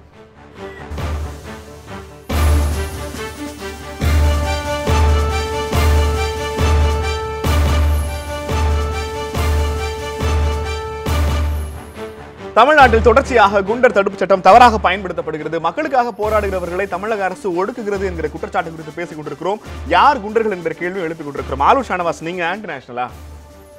இல்லை, போகிற போக்கு பார்த்தா அப்படி தான் ஆயிடும் போல இருக்குது. ஏன்னா இந்த அமெரிக்கா ஒரு விஷயத்த சொன்னாங்க, பிரகடனப்படுத்தினாங்க. ஜார்ஜ் புஷ் என்ன சொன்னார்னா, என்னோடு சேராதவர்கள் பயங்கரவாதத்தின் ஆதரவாளர்கள் அப்படின்னு சொன்னார். அதாவது அவர் எடுக்கக்கூடிய நடவடிக்கைகளுக்கு யார் எந்த நாடு ஒத்துப்போகவில்லையோ அந்த நாடுகள் எல்லாம் பயங்கரவாதத்தின் ஆதரவாளர்கள் அப்படின்னு சொல்லி ஒரு முத்திரை குத்தினார். அதுபோல போராட்டம் நடத்துகிறவர்கள், அரசை எதிர்ப்பவர்கள், பிரதமரை கேள்வி கேட்பவர்கள் எல்லோரும் ஆன்டி நேஷனலிஸ்ட். அதாவது இந்த போராட்டம் எதுக்காக நடக்குதுன்னு பாருங்க. கச்சத்தீவு நாட்டின் அங்கம், அதை கொடுங்க இந்த நாட்டுக்கு, அதை வாங்குங்க என்று போராட்டம் நடக்குது. இது நாட்டுக்கு எதிரானதா? நாட்டுக்கான இடத்தை நாட்டுக்கு மீண்டும் சேர்த்து கொடுங்க, வாங்குங்க என்று போராட்டம் நடத்துவது, அதை முடியாதுன்னு சொல்றது தான் தேச விரோதம். வாங்கணும்னு சொல்றது தேச விரோதம் இல்லை. அதே மாதிரி இந்த மண் பாதுகாக்கப்பட வேண்டும், இந்த இயற்கை வளங்கள் பாதுகாக்கப்பட வேண்டும் என்பதுதான் அசலான நாட்டுக்கான போராட்டம். இந்த நாடு கெட்டு போகக்கூடாது, நாடு நல்லா இருக்கணும்னு நினைக்க போராட்டம். ஆனா அதை பெருமுதலாளிகள் கொள்ளடிச்சிட்டு போலாம், யார் வேணாலும் அள்ளிட்டு போலாம், எந்த பெரிய வெளிநாட்டு கம்பெனி வேணாலும் எது வேணாலும் செஞ்சுட்டு போலாம் என்று அனுமதிப்பதுதான் நாட்டுக்கு எதிரானது. ஆனா அந்த நாட்டுக்கு எதிரான செயலை செய்யக்கூடியவர்கள் இந்த போராட்டக்காரர்களை குறிவைக்கிறார்கள். இப்ப இதுல பேசினவங்க பெரும்பாலும் என்ன சொன்னாங்கன்னா, இந்த மாணவர்களுக்கு எதுக்கு இந்த வேலை, படிக்கிற காலத்துல படிக்கிற வேலையை பார்க்க வேண்டியதானே அப்படின்னாங்க. படிக்கிற காலத்துல படிக்க வேலையை பார்க்க விடாம நீங்க எதுக்கு இளம்பெண்கள் பாசறை, இளைஞர் பாசறைன்னு வச்சு போய் காலேஜ் ஆள் பிடிச்சிங்க? ஏபிவிபி எதுக்கு 50 வருஷத்துக்கு மேல நடத்திட்டு இருக்கீங்க? என்ன செஞ்சீங்க? அர்ஜுன் சிங் மத்திய அமைச்சராக இருக்கும்போது பிற்படுத்தப்பட்ட மக்களுக்கான இடஒதுக்கீடு சட்டம் வந்தபோது ஒவ்வொரு கல்லூரிக்குள்ளேயும் அர்ஜுன் சிங்குடைய மத்திய அமைச்சருடைய கொடும்பாவி கொளுத்தப்படுற அளவுக்கு மிகப்பெரிய போராட்டம் நடந்ததா இல்லையா? அப்ப அவர்கள் மேல நீங்க நடவடிக்கை எடுத்தீங்களா? அந்த மாணவர்களுக்கு எதுக்கு அந்த அரசியல் யாராவது கேட்டீங்களா? இன்னைக்கு ஒரு ஐஐடிக்குள்ள மாட்டுக்கறி உணவை உண்டதற்காக ஒரு மாணவன் மீது கொடூர தாக்குதலை ஒரு மாணவர் நடத்தினான். அவன் தான் அசல் குண்டன். அந்த குண்டன் மேல குண்டர் சட்டம் பாஞ்சுதா? அப்ப இவர் சொன்னாரு, காவல்துறைக்கு தெளிவா தெரியுது யாரை எடுக்கணும் யாரை பிடிக்கணும்னு. நாங்களும் தான் சொல்றோம், காவல்துறைக்கு தெளிவா தெரியுது யாரை பிடிக்க வேண்டும், யாரை தண்டிக்க வேண்டும், யாரை விட வேண்டும். அப்ப யார் மேல இங்க இது போன்ற வலதுசாரி சிந்தனை உள்ள மாணவர் அமைப்புகள் மீதோ யார் மேல எந்த நடவடிக்கையும் கிடையாது. அவர்கள் எவ்வளவோ வன்முறை செயலில் ஈடுபடத்தான் செய்யறாங்க, எவ்வளவோ தேச விரோத செயல் பேசுறாங்க. கோட்சை ஆதரிச்சு கூட்டம் போடுறாங்க. கோட்சை தேச விரோதியா இல்லையா? கோட்சைக்கு சிலை வைப்போம் என்று பேசக்கூடிய மாணவர் அமைப்பு இருக்கா இல்லையா? கோட்சையை கொண்டாடக்கூடிய மாணவர் அமைப்பு இருக்கா இல்லையா? அப்ப அவர்கள் மீதெல்லாம் தேச விரோத சட்டம் என்றைக்காவது பாய்ந்திருக்கிறதா? அப்ப தேசத்தந்தையை படுகொலை செய்தவனை கொண்டாடுபவர்கள் தேச பக்தர்கள். நாம காந்தியை ஏன் கொன்றார் கோட்சே என்று கேட்கக்கூடியவர்கள் நாம தேச விரோதிகள். இதுதான் இவர்கள் வைத்திருக்கிற தேச பக்திக்கான அளவுகோல். எனவே இப்படித்தான் இவர்களுடைய பார்வை இருக்கிறது.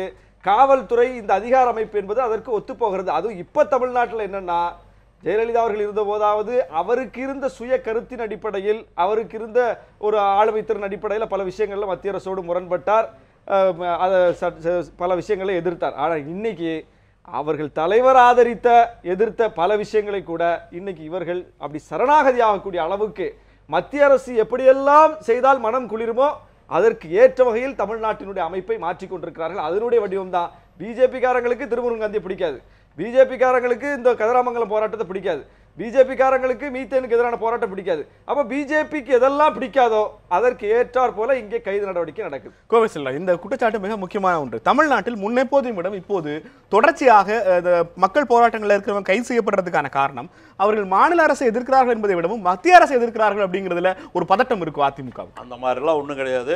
நண்பர் ஷானவாஸ் சொன்னாரு, அவருக்கு மத்திய அரசு பிடிக்காம இருக்கலாம், அதனால மத்திய அரசு நாங்க மக்கள் பிரச்சனையில நான் ஒரு உதாரணம் சொல்ல போறேன். ஒரு சட்ட ஒழுங்கு பிரச்சனை பாதிக்கின்ற அளவுக்கு, சீர்கெடுகின்ற அளவுக்கு சில அமைப்புகள் ரீதியாக, அதை இயக்கமா இல்ல, இயக்கங்கிறது எங்க கட்சி இருக்கு அவர் கட்சி இருக்கு, அது மாவட்ட அளவில் இருக்கும், மாநில அளவில் இருக்கும், அது உண்மையான தொண்டர்கள் அப்படியே கேட்டீங்க இல்லையா, அவங்க கோரிக்கை என்னவோ அதுக்காக போராடுவாங்க, ஆர்ப்பாட்டம் நடத்துவாங்க, மறியல் பண்ணுவாங்க, அதோட கலைஞ்சு போயிருவாங்க. இவங்க நிலைமை என்னன்னாக்கா, எங்கெல்லாம் மக்கள் இந்த மாதிரி இல்ல ஜெயலலிதாவுக்கு தண்டனை கிடைத்த போது போராடியது போலவா?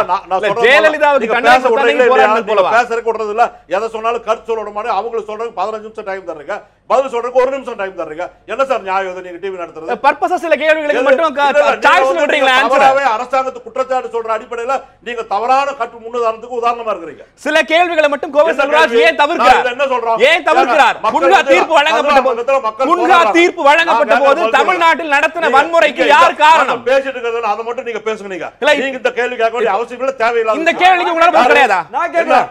அந்த கேள்வி குன்ஹா நான் கேட்கிறேன். தீர்ப்பு தமிழ்நாட்டில் நடந்த வன்முறைக்கு தமிழ்நாட்டுல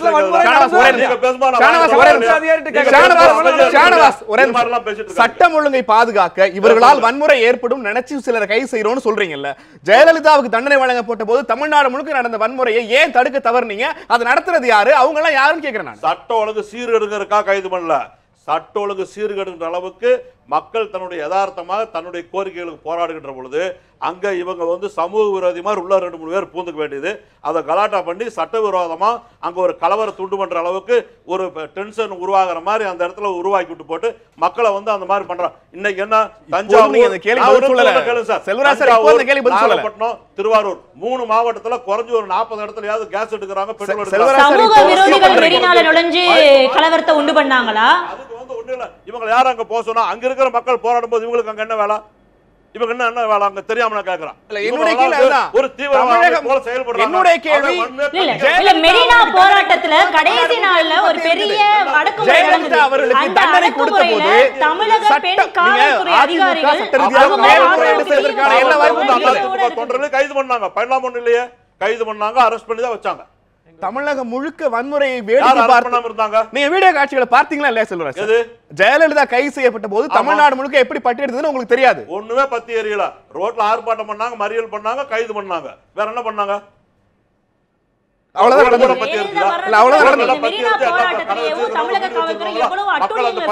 நீங்க நினைச்சீங்கன்னா ஏன் மக்கள் 2016 அம்மாவுக்கே வேண்டி ஓட்டு போட்டாங்க? நல்லா ஆட்சி பண்ணாதானே போட்டாங்க.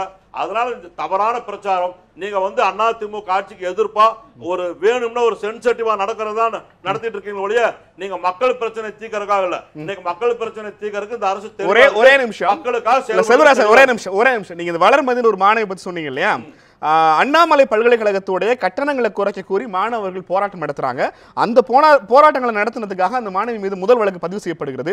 அதுக்கு பிறகு சேலத்துல பொன் ராதாகிருஷ்ணன் மீது செருப்பை வீசிய மாணவர் கைது செய்யப்படுறார். அவரை கைது செய்யக்கூடாதுங்கிறதுக்காக ஒரு சாலை மறியல் நடக்குது. சாலை மறியலில் ஈடுபட்டதுக்காக அவர் மீது 2வது வழக்கு பதிவு செய்யப்படுகிறது. குளித்தலை ரயில் நிலையத்தில் நெடுவாசல் போராட்டத்திற்கு ஆதரவாக துண்டு பிரசுரம் கொடுத்தார் அப்படிங்கிறதுக்காக 3வது வழக்கு பதிவு செய்யப்படுகிறது. இதெல்லாம் இந்த மாதிரியான சாலை மறியல் போராட்டங்களை செஞ்சதுக்கு பேர் தான் குண்டர் சட்டமாங்கிறதா அது மாதிரி இல்ல. நீங்க நெடுவாசல் போராட்டம் நடக்குது.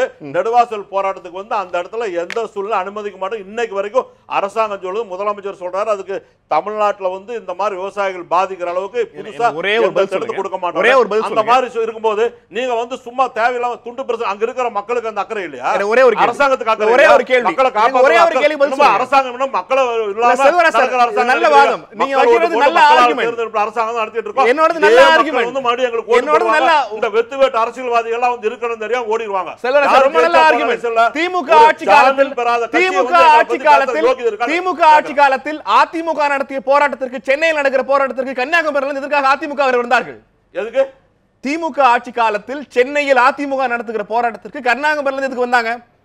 சார் கட்சி தொண்டர்கள் எதற்காக வந்தார்கள்? கட்சி தொண்டர்கள் வந்து ஒரு பிரச்சனைக்காக மாநிலம் முழுக்க இருந்து உங்கள் கட்சி தொண்டர்களை அழைக்கலாம் என்றால் நெடுவாசல் போராட்டத்திற்காக இன்னொரு பகுதியில இருந்து மக்கள் போராட வரதுல என்ன தப்பு?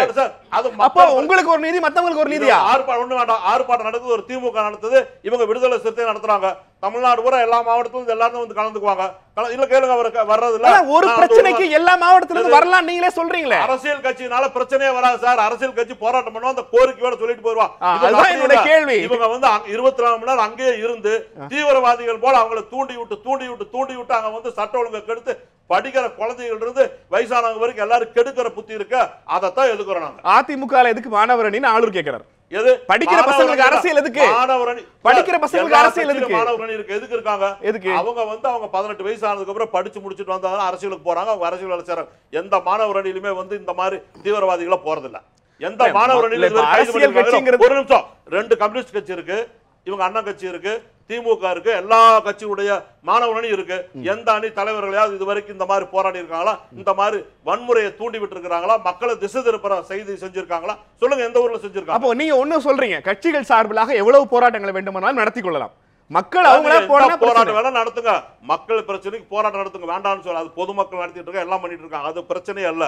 நான் சொல்றது அங்க போய் இருந்து அவங்களை வந்து திசை திருப்பி கலவரத்தை வன்முறை தூண்டுற மாதிரி செயல்பட ஒண்ணு வேண்டாம். அதே கதிராமங்கலத்தை சொல்றீங்க, முதல்ல என்ன செஞ்சாங்க? பொதுமக்கள் அமைதியா அங்க இருந்தாங்க, எல்லாருமே ஒரு 10-20 பேர் உள்ள போந்துட்டு ரோட்ல குப்பையில எடுத்து போட்டு எல்லாம் போட்டு பெட்ரோல் கொண்டு எடுத்து எல்லாம் போட்டு தீ வச்சு ஏற்றி விட்டாங்க. அதுல ஏதாவது 4 பேர் இறந்துருந்தா யார் பதில் சொல்ல? அப்ப நீங்க இதே கேட்பீங்க, அரசாங்கம் என்ன செஞ்சுட்டு காவல்துறை ஏன் நடவடிக்கை எடுக்கலன்னு கேட்பீங்க. எனக்கு நியாயமா இல்ல? ஒரே நிமிஷம், எனக்கு தொடர்ச்சியா இல்ல, காவல்துறையே எத்தனை பேருக்கு தீ வச்சாங்க, எத்தனை ஆட்டோக்கு தீ வச்சாங்க வீடியோல வந்துச்சு. அந்த நடவடிக்கை எடுங்க. போலீஸ் ஸ்டேஷன்ல தீ வச்சு எரிச்சு 22 போலீஸ்காரர் ஜன்னல்ல வெளிய வராம தான் செத்துருப்பாங்க. அதை இவர் ஒத்துக்கறாரா? அதான் வீடியோ பதிவு பாருங்க. தீ வச்சு எரிச்சாங்க, ஒத்துக்கறாரா? ஒட்டுமொத்த சென்னையில ஒவ்வொரு இடமா குடுகுடுவா போய் உட்கார்ந்து ஆர்ப்பாட்டம் பண்ணாங்க, பஸ் தீ வச்சாங்க, அது ஏத்துக்கறாரா? பள்ளிக்கூடத்துல வன்முறைக்கு ஆப்ஷன் வர்ற மாதிரி கேள்வி விடுறீங்க, ஆதரவு கொடுக்கறாங்களா?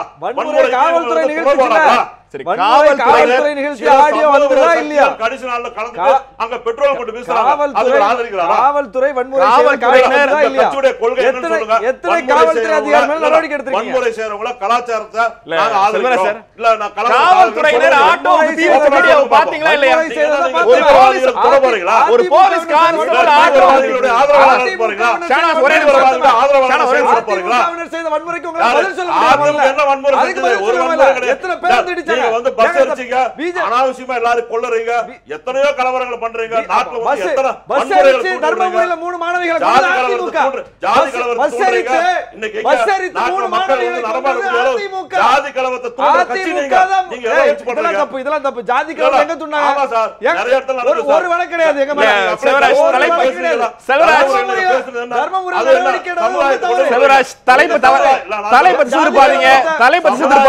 தலைப்பு எனக்கு உணர்வுகள் ரீதியா எல்லாரும் மதிக்கணும். திவ்ய பாரதி வந்து சமுதாய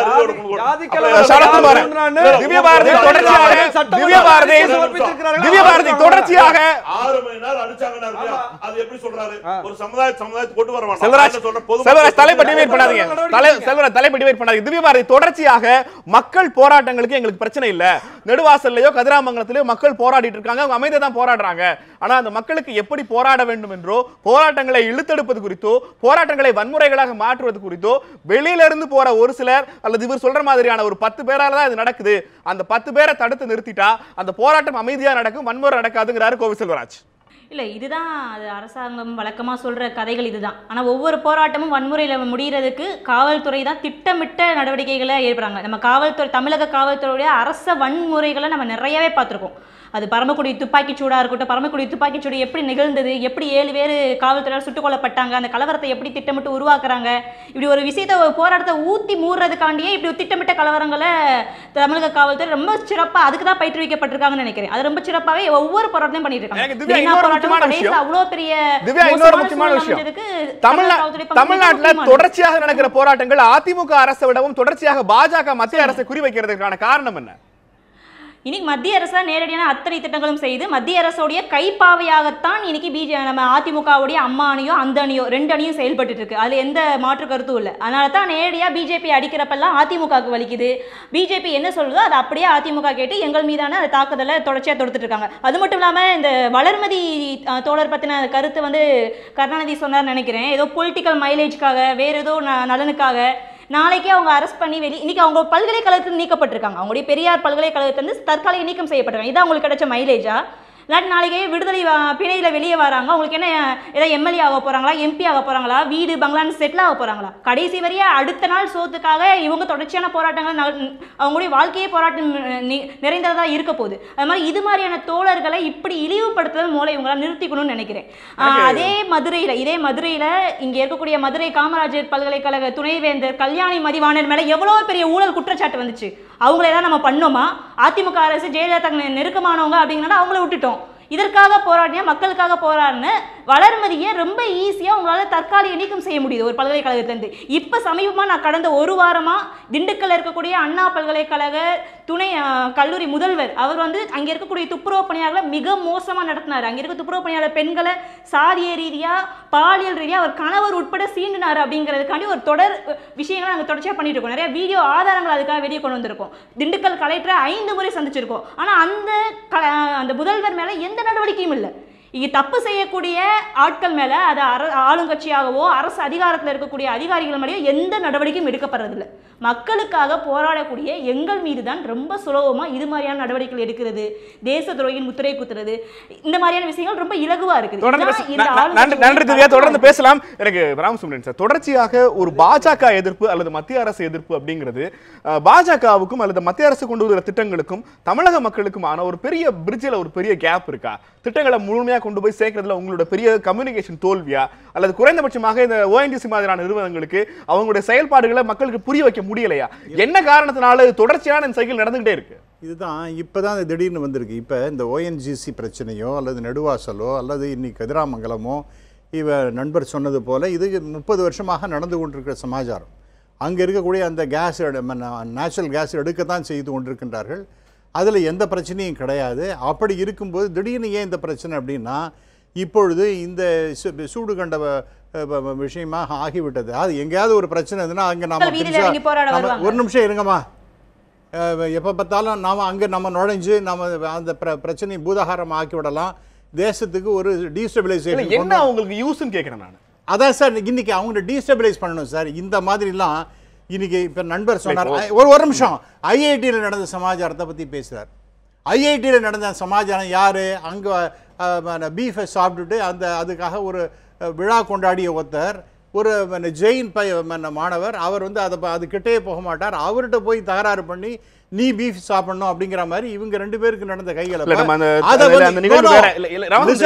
ஆகவே இவங்களுடைய அஜெண்டா என்னன்னா, இன்னும் நேரடியான கேள்வி, காங்கிரஸ் உங்களுக்கு எதிராக போராடுறாங்க, திமுக போராடுறாங்க அப்படின்னா அவங்களுக்கு அரசியல் லாபம் இருக்கு அல்லது வாக்கு வங்கின்னு சொல்லலாம்.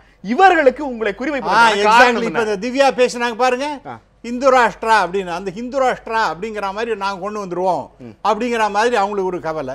நண்பருக்கு என்ன சொல்றாரு, ஏபிவிபி என்கின்ற அமைப்பு ஒன்று இருக்கு பாருங்க, அது மேல அவருக்கு ஒரு கண்ணா இருக்கு. ஏபிவிபிங்கிறது இல்ல நேத்திக்கு இல்ல, it is a part of மாணவர்களுக்கு அரசியல் எதுக்கு நம்ம தானே இப்ப கேட்டோம். இல்ல அதை பத்தி நான் பேசவே இல்லை, நான் பேசல. அது தயவுசெய்து புரிஞ்சுங்க. I have not spoken anything about it. இப்போ ஒன்று அப்போ அவங்க என்ன ரொம்ப ஈஸியாக சொல்லிட்டு போயிட்டாங்க கேஷுவலாக, காந்தியை கொலை செய்த கோட்சேக்கு விழா எடுக்கின்றார்கள். யார் எடுத்தாங்களோ கோட்சேயை பற்றி எடுத்து அந்த படத்தை ரிலீஸ் பண்ணுறேன், அந்த ட்ராமாவை கண்டக்ட் பண்ணுறேன்னு சொன்னேன். கோபால் கோட்சே மேலே அங்கே இருக்கக்கூடிய அரசாங்கம் அதெல்லாம் செய்ய முடியாதுன்னு செஞ்சது. ஆகவே நாங்கள் ஒன்றும் தூக்கி பிடிக்கல, கோட்சே மேலே உத்தமர், காந்தி தான் மோசம் அப்படிங்கிற மாதிரி நாங்கள் பேசவே இல்லை. மாறாக இந்த மாதிரி பொய் பிரச்சாரம் செய்கின்றது இந்த மாதிரி இந்த பெண்கள், அவங்கெல்லாம் ஒரு படித்தவர்கள், அவங்கெல்லாம் என்னென்ன மனசுக்குள்ள என்னன்னா, எங்கெங்கெல்லாம் இந்த மாதிரி பிரச்சனை இருக்கின்றதோ அங்கெல்லாம் இந்த பிஜேபிக்கு கெட்ட பேர் உண்டாகும். நீங்க சொல்ற இந்த பிரச்சனைகள் காங்கிரஸ் ஆட்சி காலத்தில் நடந்துச்சு. ஏன்னா இப்ப அவங்க முக்கியமான காரணம் என்னன்னா, பிஜேபி இன்னைக்கு எல்லா இடத்திலையும் பரவி கொண்டிருக்கின்றது, வளர்ந்து கொண்டிருக்கின்றது. தமிழகத்துல தான் இத்தகைய ஒரு பிரச்சனைகள் அதிகமா வருது, மற்ற இடத்துலயும் கிடையாது. எங்கெல்லாம் உங்களுக்கு சின்ன ஆப்பர்ச்சுனிட்டி கிடைச்சாலும் அதை யூஸ் பண்ணி anti national elements, anti social elements எல்லாம் அதை அவங்க கைக்குள்ள கொண்டு வரணும்னு பாக்குறாங்க. அதனுடைய ஒரு விஷயமாக என்ன யூஸ்ன்னு கேக்குறேன். எஸ், என்ன யூஸ்ன்னு பார்த்தா, அந்த இப்ப தேசத்துக்கு ஒரு தமிழ்நாட்டை பொறுத்த வரைக்கும் இவ்வளவு பிரச்சனை இருக்கு, பிஜேபிக்கு இவ்வளவு கெட்ட பேர் ஏற்படுத்தணும், இதெல்லாம் தான் இவங்களுடைய ஹிடன் அஜெண்டா. இப்ப பிஜேபிக்கு கெட்ட பேர் வந்தா அதனுடைய அரசியல் பலன்களை யாரோ ஒரு கட்சி ஆனா வரக்கூடாது. யாருன்னா பிஜேபி வரக்கூடாது, RSS வரக்கூடாது. ஏன்னா ஹிந்து ராஷ்டிரா கொண்டு வந்துருவாங்களாம்.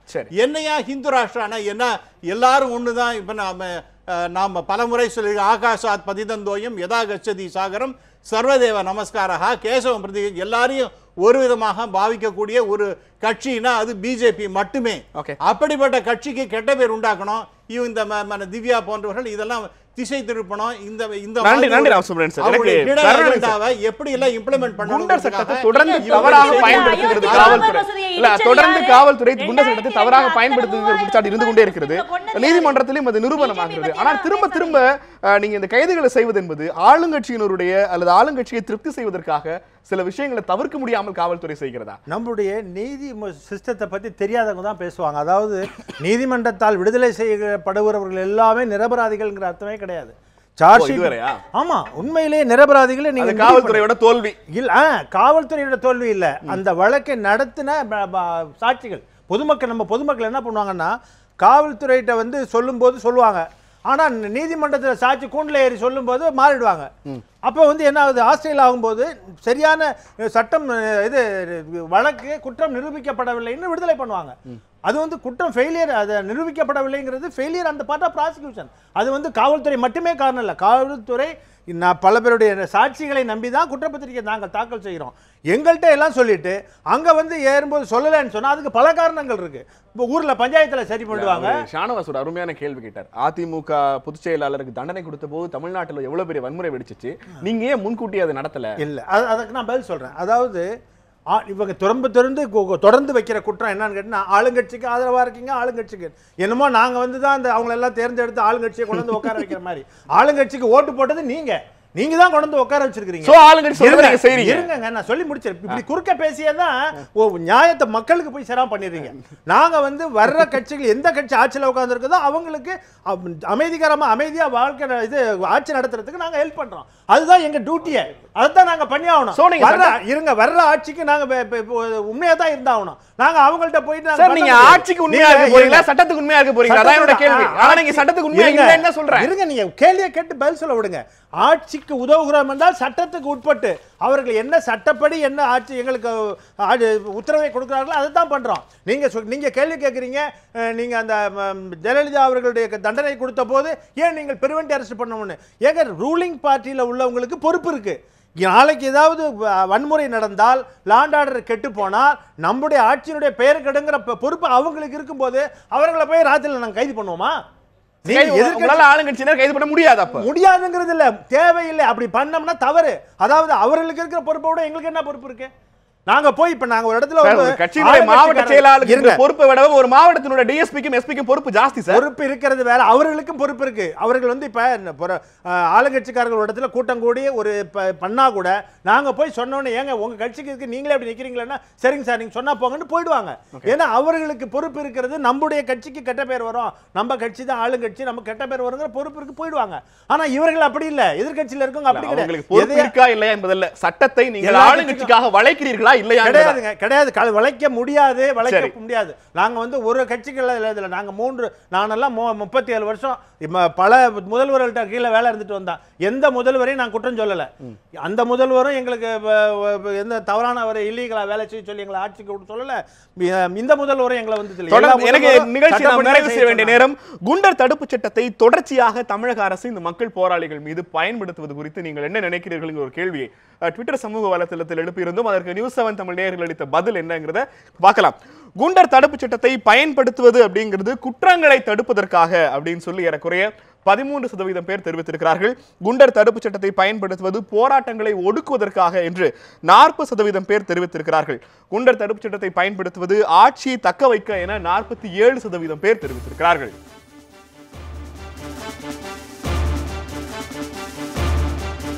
குண்டர் தடுப்பு சட்டத்தை அதிமுக அரசு தற்போது அதிகம் பயன்படுத்திக் கொண்டிருப்பது குற்றங்களை தடுப்பதற்காக என 13% பேரும், போராட்டங்களை ஒடுக்குவதற்காக என 40% பேரும், ஆட்சியை தக்க வைப்பதற்கான ஒரு நடவடிக்கை என 47% பேரும் தெரிவித்திருக்கிறார்கள்.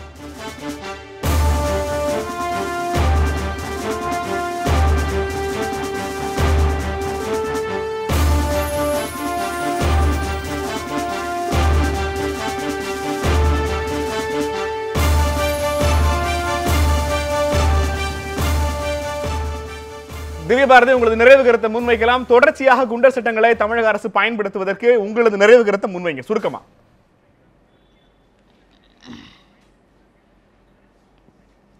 அது குண்டர் சட்டமாக இருக்கட்டும், செடிஷன் ஆக்டாக இருக்கட்டும், மற்ற பொய்யான வழக்குகளாக இருக்கட்டும், இது மாதிரியான கள போராளிகள் மீது தொடர்ச்சியாக வழக்குகள் பதிவு பண்ணுறதை தன்னுடைய வாடிக்கையாக வச்சுருக்காங்க. இதன் மூலமாக அவங்களுடைய நடமாட்டத்தை, அவங்களுடைய செயல்பாட்டை முடக்கிடலான்னு யோசிக்கிறாங்க தமிழக அரசும் காவல்துறையும். ஆனால் அது எதுவுமே சாத்தியமாகாது. வளர்மதி போன்று இந்த வளர்மதியோட கைதுக்கு பின்னாடி பல நூறு வளர்மதிகள் உருவாவாங்க, பல நூறு திருமுருகன் காந்தி உருவாவாங்க. அதனால் இது போராட்டத்தை ஒடுக்குவதற்கான கருவின்ட்டு தயவு செய்து மீண்டும் இன்னும் தப்பாக நினைச்சிட்டு இருக்காங்க. இது மேலும் போராட்டத்தை தூண்டதான் செய்யும். எங்களுடைய போராட்டம் தொடரத்தான் செய்யும். நன்றி திவ்ய பாரதி. ராமசுப்ரமணியன் சார், யார் குண்டர்கள், என்ன செய்ய வேண்டும் மாநில அரசு? யார் குண்டர்கள் என்றால் நம்ம கருணாநிதி அவர்கள் அதுக்கு டெஃபினேஷன் கரெக்டாக சொல்லிட்டார். இந்த பீஸ் அண்டு சேஃப்டி இதுக்கு இடையூறாக இருக்கக்கூடிய யார் இருக்காங்களோ அவங்கெல்லாம் தொடர்ந்து அவர்கள் செய்கின்றார்கள். நேரடியாகவோ மறைமுகமாக செய்யக்கூடியவர்கள் அவர்கள் தான் குண்டர்கள். அது வந்து தொடர்ந்து செய்து கொண்டே இருக்கின்றார்கள். சமூகத்துக்கு கேடு விளைவிக்கிற இவங்க தான் குண்டர்கள் அப்படிங்கிறது தட் இஸ் அ டெஃபினேஷன். இரண்டாவதாக இந்த மாதிரி ஒரு பொய்யான தகவல்களை இப்போ திவ்ய பாரதி நான் அப்போயே இன்டர்ஃபியர் பண்ணியிருந்தேன். அவங்க வந்து அங்கே பல அதாவது இஸ்லாமியர்களுக்கு வந்து எதிராக இந்த அரசாங்கம் செயல்படுகின்றதுன்னு சொல்லும்பொழுது மேற்கு வங்கத்தில் நடந்த சமாச்சாரத்தை பற்றி ஐ திங்க் நான் இந்தியாவில் இல்லை 2 மாதத்துக்கு. அப்பொழுதெல்லாம் மேற்கு வங்கத்தில் மிகப்பெரிய அளவிற்கு இந்துக்கள் கொலை செய்யப்பட்டிருக்கின்றார்கள், பல்வேறு துன்பத்திற்கு ஆளாயிருக்க, அவங்களுடைய சொத்துக்கள் எல்லாம் சூறையாடப்பட்டிருக்கின்றன, பல பெண்களுடைய கற்பு அழிக்கப்பட்டிருக்கின்றது. இப்படிப்பட்ட நிலைமை இதெல்லாம் பற்றி பேசுவதற்கு இந்த ஆக்டிவிஸ்டியா எங்கே போனார்கள் அவர்கள்? இந்த மீடியா, தமிழ் மீடியாவில் அதை எடுத்து பேசக்கூட இல்லைன்னு நான் கேள்விப்படுகின்றேன். இதெல்லாம் மிக வருத்தத்தை தரும். ஆகவே இந்த மாதிரி செயல்களை செய்யக்கூடியவர்கள் யாராக இருந்தாலும் அவர்கள் தேசத்துக்கு விரோதமாக செயல்படுகின்றவர்கள். நிச்சயமாக anti social elements, anti national elements also. அவங்கள குண்டர் சட்டம் மட்டுமல்ல, செடிஷன் கேஸும் போட்டு அவங்கள உள்ளதெல்லாம். கருணாநிதி சார், தொடர்ச்சியாக இந்த சட்டம் தவறாக பயன்படுத்தப்படுகிறதுங்கிற குற்றச்சாட்டை எப்படியாக தீர்க்க முடியும் அல்லது இந்த போக்கு இப்படி தான் தொடரும்? இல்ல, காவல்துறை மீது தவறான இதுகள் இது போன்ற பரப்புகின்றவர்கள் காவல்துறையை வன்முறையை தூண்டி விடுகிறதுன்னு சொல்றாங்க. அதாவது சாலை மறியல் மாதிரி ஒரு பலாத்காரம், ஒரு அராஜகமான ஒரு போராட்டத்தை நடத்தும் போது அதை வந்து தடுக்கிறதுக்காக காவல்துறை போகும்போது அவர்கள் மேல் தாக்குதல் நடத்துகிறார்கள். அவர்கள் திருப்பி தாக்க வேண்டிய கட்டாயம். ஏன்னா லத்திஜார்ஜ் பண்ணி தான் ஆகணும். எந்த காவல்துறை அதிகாரியும் தன்னோட ஜூரிஸ்டிக்ஷன்ல ஒரு லத்திஜார்ஜ் நடக்கணும், ஒரு துப்பாக்கி சூடு நடக்கணும், ஒரு கண்ணீர் நினைச்சுக்கிட்டு போக மாட்டான். நல்லபடியா முடியும். இந்த போராட்டம் நல்லபடியா முடிஞ்சு சாயந்தரம் வீட்டுக்கு மக்களும் டெய்லி குடும்பத்தை விட்டுட்டு போராட்டத்தை நடத்தணும்னு அவங்களும் விரும்ப மாட்டாங்களா? அதே மாதிரிதான் நாங்களும் போராட்டம். இவர்களுக்கு வந்து போராட்டம் நடத்துவதற்கு ஒரு ஹிடன் அஜெண்டா இருக்கு.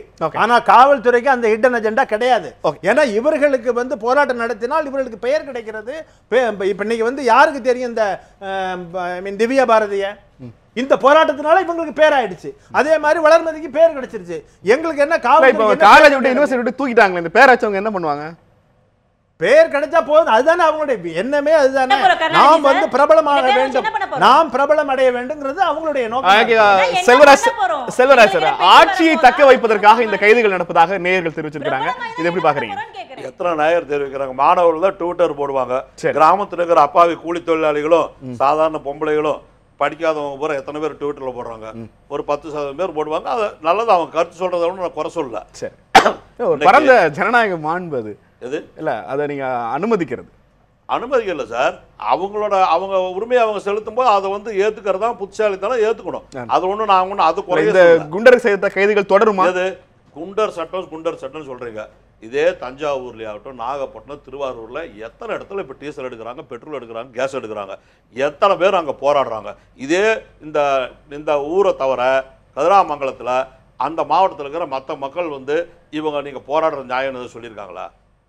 அவங்களுக்கு தெரியாது நியாயமாக நியாயம் இல்லை. அதாவது ஒரு பைப் உடஞ்சிருக்கு, அந்த பைப் மாத்தினா சரியாக போகுது. 30-40 வருஷம் நடந்துட்டு இருக்குது. இதை வந்து நீ ஒன்றும் பண்ண முடியாது, அதனால் அமைதியாக இருக்கும். அவங்கவுங்க எல்லாம் எடுத்துகிட்டு இருக்க இடத்துல யாரும் பாதிக்காமல் இருக்காங்களா? எந்த மக்களும் அந்த வந்து பாதிச்சோன்னு சொல்லி யாரும் வந்து இது வரைக்கும் எந்த இடத்துலையும் இதை தவிர பாக்கி இருக்கிற இடத்துல வந்து இதை நாங்கள் வந்து எங்கள் இடத்துல எல்லாம் தோண்டி எடுத்துகிட்டு போங்கன்னு சொல்லி மக்கள் அமைதியாக தான் இருக்காங்க சார். இந்த மாதிரி தீவிரவாதிகள் மாதிரி செயல்படுறவங்கனால தான் அங்கே போராட்டம் நடந்துட்டு இருக்குன்னு தான் சொல்ல காரணம். இது வந்து தொடர்ந்து நடக்குதுன்னா ஒட்டுமொத்த மக்களும் போராடினாங்கன்னு உண்மையாகவே அது பாதிக்கிறாங்க. எந்த மக்களும் எங்க பாதிக்க அதாவது சுற்றுச்சூழல் அப்படிங்கிற மாதிரி பாதுகாப்புங்கிற பேரில் இன்னைக்கு மிகப்பெரிய அளவிற்கு மோசடிகள் நடந்து இந்த anti social anti national elements இந்த பேரில் அதுதான் இன்னைக்கு அங்க நடந்தது. உதயகுமார் இதே தான் செய்து கொண்டிருந்தார்கள். நான் நிகழ்ச்சி முடிச்சல ஷானவாஸ், இந்த போராட்டங்கள் ஃபேஷனா போயிடுச்சுன்னு ஒரு முதலமைச்சருடைய ஸ்டேட்மெண்ட்டே போராட்டங்களை ஒரு அரசு எப்படி பார்க்க போகிறதுங்கிறதுக்கு ஒரு சமிக்கை அவர் முன்னாடியே கொடுத்துட்டார். நினைச்சா குழந்தைகளையும் பெண்களெல்லாம் கூட்டிட்டு வச்சு முன்னாடி உட்கார்ந்துக்கிறாங்க அப்படின்னு. போராட்டங்களை பார்க்கிற அரசனுடைய பார்வை எப்படியாக இருக்க வேண்டும் எதிர்பார்க்குறீங்க? அண்மையில் மறந்த கவிக்கு அவர்களுடைய சில வரிகள் இருக்குது. கூட்டை தொட்ட கயவர்களை கொட்டி விரட்டின தேனீக்கள், கொட்டிய தேனீக்கள் கொல்லப்பட்டன, சட்டம் சொன்னது கொட்டுவது வன்முறை என்று அவர் முடித்திருப்பார். அதுதான் இன்னைக்கு நடக்குது. அதாவது மக்கள் அவர்களுடைய வாழ்வாதாரங்கள் குறிவைக்கப்படுவதற்கு எதிராக போராட்டத்தை நடத்துகிறார்கள். ஆனால் இங்கே வந்து போராட்டம் நடத்துவது வன்முறை என்று அடையாளப்படுத்தப்படுகிறது. அப்போ வாழ்வாதாரத்தை கெடுப்பது வன்முறை இல்லையா? அவன் வந்து அவன் கிராமத்தில் அவனுடைய வளங்கள் சூறையாடப்படுறதுக்கு எதிராக அவன் கொதித்து வர்றான். அப்போ அந்த சூழல் எதிரான விஷயங்கள் நடப்பதை எதிர்த்து போராடக்கூடிய அந்த போராட்டத்தை வன்முறையாக பார்க்கக்கூடிய மனோநிலை அரசு இருக்குது. இது மாறணும். இப்போ சூழலை பற்றி ஐயா பேசினார். அங்கே ஜக்கி வாசுதேவ் எந்த அளவுக்கு சூழலுக்கு இடையூறு செய்திருக்கிறார்கள்னு வருது. அப்புறம் பசுமை தீர்ப்பாயமே நோட்டீஸ் விட்டது நம்ம ரவிசங்கருக்கு, அங்கே கங்கை கரையில் எவ்வளோ பெரிய சூழல் கேடை ஏற்படுத்தினார்னு. அப்போ அதெல்லாம் வந்து சூழல் கேடு இல்லை, அதை எதிர்த்து பேசுகிறவன் சூழலுக்கு எதிரானவனா? இதுதான் இவர்களுடைய பார்வை. ஒரே ஒரு நிமிஷம் மட்டும். அதாவது இந்த மக்கள் வந்து மக்களுடைய பிரச்சனைக்கு போராடுபவர்கள் மீது எந்த விதமான நடவடிக்கை எடுத்து யாரும் கைது செய்வதில்லை. போராட்டம் என்ற பெயரில் தவறான பாதையில் ஒரு சிலர் குழுக்களாக சேர்ந்து கொண்டு செயல்படுவதைத்தான் அரசு நடவடிக்கை எடுக்கிறது. அதனால வந்து மத்திய அரசு வந்து மாநில அரசுக்கு வந்து மத்திய அரசுக்கு ஏதோ ரொம்ப அது மாதிரிலாம் கிடையாது. மாநில அரசு என்பது ஒரு சகோதரத்துவத்தோட ஒற்றுமையா இருந்தா நடத்த முடியும். அதனால வந்து என்னைக்குமே தமிழ்நாட்டு மக்களுக்கு முழு பாதுகாப்பு கொடுக்கிற முதலமைச்சர் இருக்காரு, அரசாங்கம் இருக்கு. கவலைப்பட வேண்டியதில்லை. யாரும் தயவு செய்து அச்சமில்லாமல் வாழலாம். நிகழ்ச்சியில் நம்மோடு பங்கெடுத்த 5 பேருக்கும் கேள்வி நேரம் தனது மனமார்ந்த நன்றியை தெரிவித்துக் கொள்கிறது. மதுரையிலிருந்து நம்மோடு பங்கெடுத்த திவ்ய பாரதி அவர்களுக்கும் நன்றி. இன்னொரு சந்திக்கலாம். நன்றி, வணக்கம்.